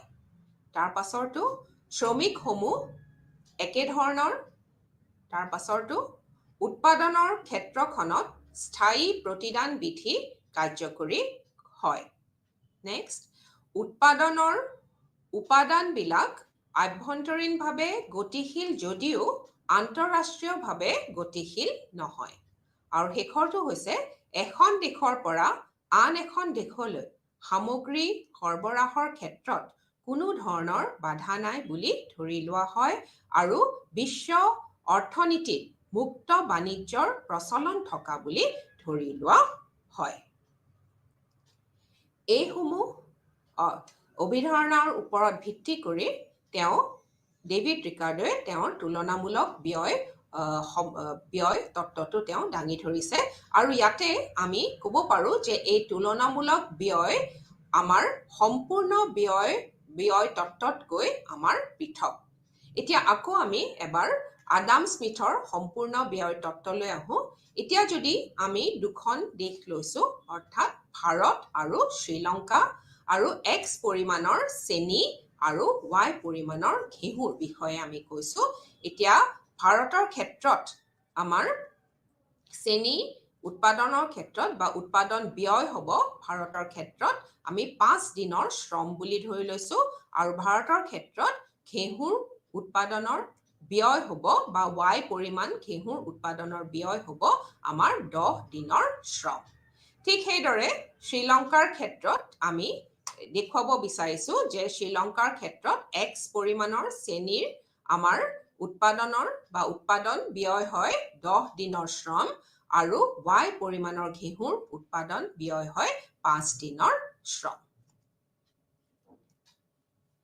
এতিয়া এই 2 নম্বৰ তালিকাত আমি যি আমি দেখিছোঁ যে চেনিৰ উৎপাদনৰ ক্ষেত্ৰত শ্ৰীলংকাতকৈ ভাৰতে এক সম্পূৰ্ণ সুযোগ লাভ কৰিছে।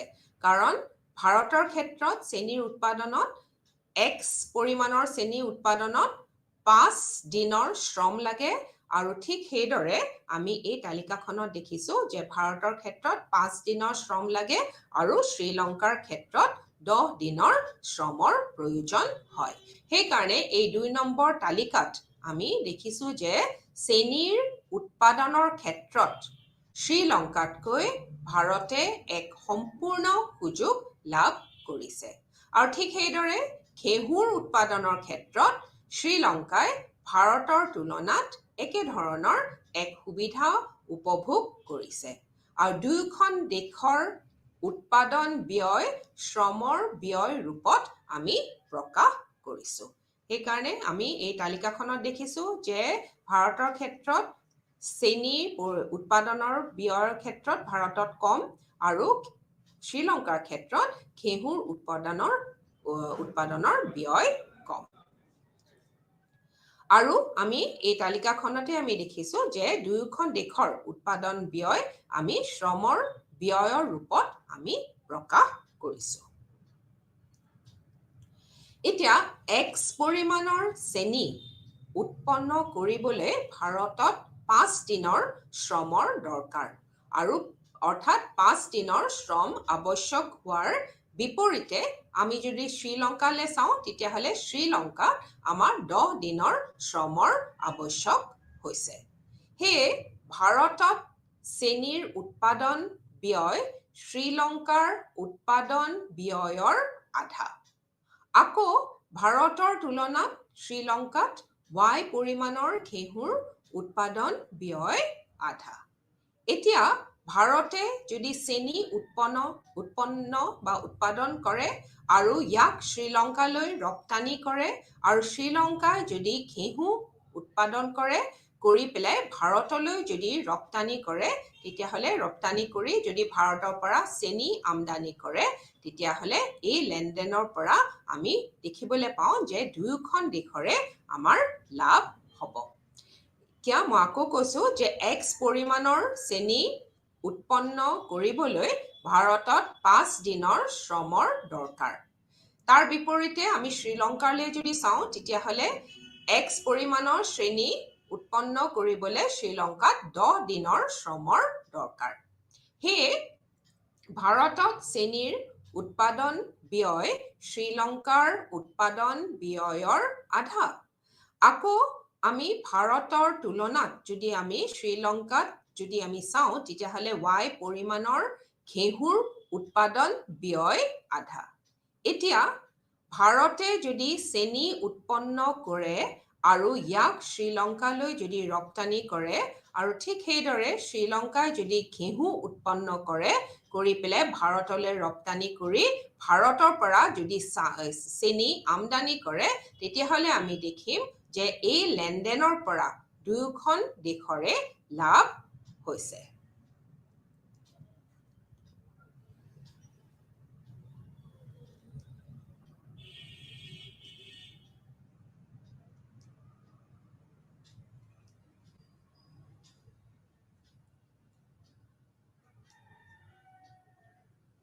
এতিয়া আমি আন এটা পৰিস্থিতিলৈ আহোঁ। এতিয়া আন এটা পৰিস্থিতি এই ধৰণৰ হ'ব পাৰে য'ত এখন দেশ আন এখন দেশৰ তুলনাত দুয়োবিধ সামগ্ৰী কম খৰচত উৎপাদন কৰিব পাৰে। এনে পৰিস্থিতিত আমাৰ বাণিজ্য সম্ভৱ হ'বনে? এই প্ৰশ্নটো আমাৰ ৰিকাৰ্ডোৱে তুলনামূলক সুযোগ ধাৰণাৰ আধাৰত ইয়াৰ উত্তৰ তেওঁ দিছে আৰু তেখেতৰ মতে দুয়োখন দেশৰ সুযোগ অনুসৰি বাণিজ্য হ'ব। ৰিকাৰ্ডোৱে তেওঁ এটা উদাহৰণ আগবঢ়াইছিলে আৰু সেই ৰিকাৰ্ডোৱে আগবঢ়োৱা এই উদাহৰণটোৰ সহায়ত আমি তুলনামূলক সুযোগ আৰু আন্তঃৰাষ্ট্ৰীয় বাণিজ্যৰ এই ধাৰণাটো আমি এতিয়া ব্যাখ্যা কৰিব লৈছোঁ। এতিয়া আমি উৎপাদনৰ তুলনামূলক শ্ৰম ব্যয় অৰ্থাৎ আমি দুখন দেশ লৈছোঁ, এখন হৈছে পৰ্তুগাল আৰু আনখন হৈছে ইংলেণ্ড। আমি সামগ্ৰী দুটা লৈছোঁ, এটা হৈছে সুৰা আৰু আনটো হৈছে কাপোৰ। আমি সুৰা উৎপাদন কৰিবলৈ পৰ্তুগালত 80 জন শ্ৰমিক লাগে আৰু কাপোৰ উৎপাদন কৰিবলৈ 90 জন শ্ৰমিক দৰকাৰ। ঠিক সেইদৰে ইংলেণ্ডত সুৰা উৎপাদন কৰিবলৈ 1 গেলন সুৰা উৎপাদন কৰিবলৈ 120 জন শ্ৰমিকৰ দৰকাৰ আৰু কাপোৰ উৎপাদন কৰিবলৈ 100 জন শ্ৰমিকৰ দৰকাৰ। এতিয়া এই তালিকাখনত আমি দেখিলোঁ যে পৰ্তুগালে সুৰা আৰু কাপোৰ দুয়োবিধ সামগ্ৰী ইংলেণ্ডতকৈ কম খৰচত উৎপন্ন কৰিব পাৰে।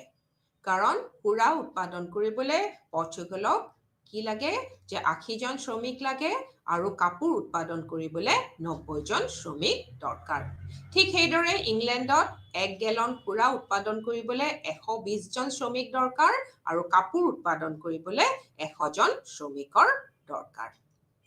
সেইকাৰণে এই তালিকাখনত আমি দেখিলো যে পৰ্তুগালে সুৰা আৰু কাপোৰ এই দুয়োবিধ সামগ্ৰী ইংলেণ্ডতকৈ কম খৰচত উৎপন্ন কৰিব পাৰে।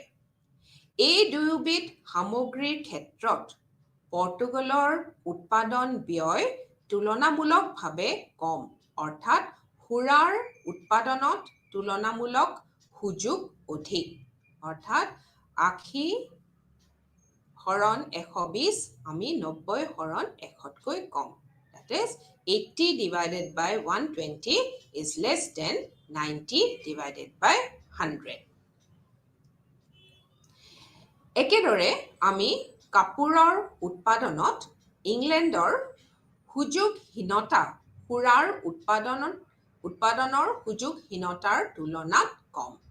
এনে পৰিস্থিতিত পৰ্তুগালে কাপোৰৰ উৎপাদনত যিবোৰ সম্পদ ব্যৱহাৰ কৰে, এই কাপোৰৰ উৎপাদনত ব্যৱহৃত সম্পদসমূহ সুৰাৰ উৎপাদনত ব্যৱহাৰ কৰিব। ঠিক সেইদৰে ইংলেণ্ডে সুৰাৰ উৎপাদনৰ পৰা স্থানান্তৰ কৰি কাপোৰৰ উৎপাদনত অধিক সম্পদ ব্যৱহাৰ কৰিব। এনেকৈ পৰ্তুগালে কাপোৰ উৎপন্ন নকৰি আৰু ইংলেণ্ডে সুৰা উৎপন্ন নকৰা হ'ব। পৰ্তুগালে ইংলেণ্ডলৈ সুৰা ৰপ্তানি কৰিব আৰু তাৰ পৰা কাপোৰ আমদানি কৰিব। ঠিক সেইদৰে ইংলেণ্ডে পৰ্তুগাললৈ কাপোৰ ৰপ্তানি কৰিব আৰু সুৰা আমদানি কৰিব।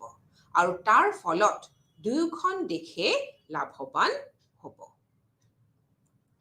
এতিয়া এই বাণিজ্য আৰু বিশেষীকৰণৰ অনুপস্থিতিত ইংলেণ্ডত সুৰা আৰু কাপোৰৰ মাজত বিনিময়ৰ হাৰ হ'ব 1:1.2। একেদৰে পৰ্তুগালত সুৰা আৰু কাপোৰৰ মাজৰ বিনিময়ৰ হাৰ হ'ব 1:0.88, অৰ্থাৎ ইংলেণ্ডৰ সমান হ'ব 120/100, অৰ্থাৎ 1.2। পৰ্তুগালত 80 divided by 90 equal to 0.88। সেয়ে যেতিয়া বাণিজ্য মুকলি কৰা হয়, পৰ্তুগালে যদি প্ৰতি একক সুৰাৰ বিপৰীতে 0.88 একক কাপোৰ লাভ কৰে, তেন্তে দেশখনৰ লাভ হ'ব। ঠিক একেদৰে প্ৰতি 1.2 একক কাপোৰ ৰপ্তানি কৰি 1 একক সুৰা আমদানি কৰিব পাৰিলে ইংলেণ্ডৰ লাভ হ'ব। এনেকৈ তুলনামূলক সুযোগ বিধিৰ জৰিয়তে বাণিজ্যৰ আধাৰ বা ভিত্তি আগবঢ়োৱা হৈছে। এতিয়া আমি এই তুলনামূলক ব্যয় তত্ত্বৰ কিছুমান আমাৰ সীমাবদ্ধতাও আছে। এই সীমাবদ্ধতাবোৰ আমি এটা এটাকৈ আলোচনা কৰোঁ এতিয়া। প্ৰথমটো হৈছে যে ৰিকাৰ্ডোৰ তত্ত্বটো শ্ৰমৰ মূল্য তত্ত্বৰ ওপৰত আধাৰিত, অৰ্থাৎ ৰিকাৰ্ডোৰ এই তত্ত্বটো তুলনামূলক ব্যয় তত্ত্ব অৰ্থাৎ কম্পেৰেটিভ কষ্ট থিয়ৰিটো আমাৰ লেবাৰ থিয়ৰি অফ ভেলিউ তাৰ ওপৰত আধাৰিত। আমি জানো যে শ্ৰমৰ মূল্য তত্ত্বটোৰ আমাৰ কিছুমান অবাস্তৱ অভিধাৰণা আছে, বা এই শ্ৰমৰ মূল্য তত্ত্বটো আমাৰ কিছুমান অবাস্তৱ অভিধাৰণাৰ ওপৰত আমি ক'ব পাৰোঁ অভিধাৰণাৰ ওপৰত আধাৰিত। ঠিক সেইদৰে সেয়ে আমি যিহেতুকে ৰিকাৰ্ডৰ এই তুলনামূলক ব্যয় তত্ত্বটো শ্ৰমৰ মূল্য তত্ত্বৰ ওপৰত আধাৰিত, সেইবাবে আমি ক'ব পাৰোঁ এই তুলনামূলক ব্যয় তত্ত্বটো আমাৰ অবাস্তৱ বুলি ক'ব পৰা যায় বা আমাৰ ক্ৰিটিকসকলে ক'বলৈ বিচাৰে। দ্বিতীয় আমাৰ ইয়াৰ সীমাবদ্ধতাটো হৈছে যে তত্ত্বটো স্থিৰ প্ৰতিদান বিধিৰ ওপৰত আধাৰিত, অৰ্থাৎ এই তত্ত্বটো ল অফ কনষ্টেণ্ট ৰিটাৰ্ণছ স্থিৰ প্ৰতিদান বিধিৰ ওপৰত আধাৰিত। কিন্তু সামগ্ৰী উৎপাদনত আমি ব্যৱহৃত সম্পদৰ পৰিমাণ বঢ়াৰ লগে লগে এক ক্ৰমহ্ৰাসমান হাৰত উৎপাদন বৃদ্ধি পাব পাৰে। আন কথাত আমি ক'ব পাৰোঁ যে ক্ৰমহ্ৰাসমান প্ৰতিদান বিধি কাৰ্যকৰী হ'ব পাৰে, আৰু সেইবাবে এই তত্ত্বটো আমাৰ সমালোচকসকলে সমালোচনা কৰিছিলে। তৃতীয় সীমাবদ্ধতাটো হৈছে যে ৰিকাৰ্ডৰ মতে উৎপাদনৰ উপাদানসমূহ কেৱল আন্তঃমাণ্ডলিক বাণিজ্যৰ ক্ষেত্ৰতহে গতিশীল, আন্তঃৰাষ্ট্ৰীয় বাণিজ্যৰ ক্ষেত্ৰত গতিশীল নহয়। আৰু যদি সেয়ে হয় তেতিয়া উপাদানবিলাকে আহৰণ কৰা উৎপাদন প্ৰক্ৰিয়াটোৰ আমাৰ সকলো স্তৰতে আমাৰ আভ্যন্তৰীণভাৱে সমান হ'ব। সেইবাবে সেই বিষয়টো লৈও ইয়াক আমাৰ কিছু সংখ্যক সমালোচকে সমালোচনা কৰিবলৈ বিচাৰে। তাৰ পিছৰটো হৈছে যে ৰিকাৰ্ডোৱে মুক্ত বাণিজ্যৰ অভিধাৰণা গ্ৰহণ কৰিছিলে। এইটো আন এটা সীমাবদ্ধতা। ৰিকাৰ্ডোৱে বিশ্লেষণত পৰিবহণ ব্যয় শূন্য বুলি ধৰি লৈছিলে বা শূন্য বুলি ধৰা হৈছিলে, যে ৰিকাৰ্ডৰ এই বিশ্লেষণত আমাৰ পৰিবহণ ব্যয় শূন্য বুলি ধৰি লোৱা দেখিবলৈ পোৱা গৈছে। কিন্তু পৰিবহণৰ ব্যয়ৰ কাৰণে আমাৰ আমদানিকৃত আমাৰ সামগ্ৰীৰ দাম অধিক হ'ব পাৰে। সেইকাৰণে আমাৰ পৰিবহণ ব্যয় শূন্য নহয় বুলি আমাৰ সমালোচকসকলে ক'বলৈ বিচাৰে। তাৰ পাছত আমি ক'ব পাৰোঁ যে ৰিকাৰ্ডৰ মতে এই আন্তঃৰাষ্ট্ৰীয় বাণিজ্য একোখন দেশে সম্পূৰ্ণ বিশেষীকৰণৰ সুযোগ লাভ কৰিব পাৰে, কিন্তু বাস্তৱত এনেকুৱা নহ'বও পাৰে আৰু বিশেষীকৰণ অসম্পূৰ্ণও কেতিয়াবা হ'ব পাৰে। তাৰপিছত সীমাবদ্ধতাটো হৈছে যে ৰিকাৰ্ডৰ তত্ত্বটো হ্ৰস্বকালীন। ৰিকাৰ্ডৰ এই তত্ত্বটো হ্ৰস্বকালীন। আৰু শেষৰটো হৈছে যে ৰিকাৰ্ডোৱে আন্তঃৰাষ্ট্ৰীয় বাণিজ্যৰ কেৱল ব্যয়জনিত উপাদানবিলাকৰ বিষয়েহে আলোচনা কৰিছিলে। আৰু আমি তেওঁক দেখিছোঁ যে উৎপাদনৰ আমি ব্যয়ে সামগ্ৰীৰ যোগান প্ৰভাৱান্বিত কৰে বুলি তেওঁ কৈছে, কিন্তু বাণিজ্য ক্ষেত্ৰত আমি সামগ্ৰী যোগানৰ দৰে সামগ্ৰীৰ চাহিদাও সমানে গুৰুত্বপূৰ্ণ। কিন্তু এই সামগ্ৰীৰ ৰিকাৰ্ডৰ তত্ত্বত কিন্তু আমাৰ এই সামগ্ৰীৰ চাহিদাৰ দিশটো আমি অৱহেলা কৰা দেখিবলৈ পাওঁ। এই আটাইখিনিৰ কাৰণে আমাৰ ৰিকাৰ্ডৰ এই তত্ত্বটো আমাৰ সমালোচনা কৰা হৈছিলে, আৰু এইখিনি আমি ৰিকাৰ্ডৰ এই আমি তত্ত্বটোৰ বা তুলনামূলক ব্যয় তত্ত্বৰ আমি সীমাবদ্ধতা বুলি ক'ব পাৰোঁ। এই সীমাবদ্ধতাকেইটা মই আকৌ এবাৰ কৈ দিছোঁ যে ডেভিড ৰিকাৰ্ডৰ যি তুলনামূলক ব্যয় তত্ত্ব, তাৰ সীমাবদ্ধতাসমূহ হৈছে আমাৰ ৰিকাৰ্ডৰ তত্ত্বটো আমাৰ শ্ৰমৰ মূল্য তত্ত্বৰ ওপৰত আধাৰিত, তত্ত্বটো স্থিৰ প্ৰতিদান বিধিৰ ওপৰত আধাৰিত। ৰিকাৰ্ডৰ মতে উৎপাদনৰ উপাদানসমূহ কেৱল আন্তঃমাণ্ডলিক বাণিজ্যৰ ক্ষেত্ৰতহে গতিশীল, আন্তঃৰাষ্ট্ৰীয় বজাৰৰ ক্ষেত্ৰত নহয়।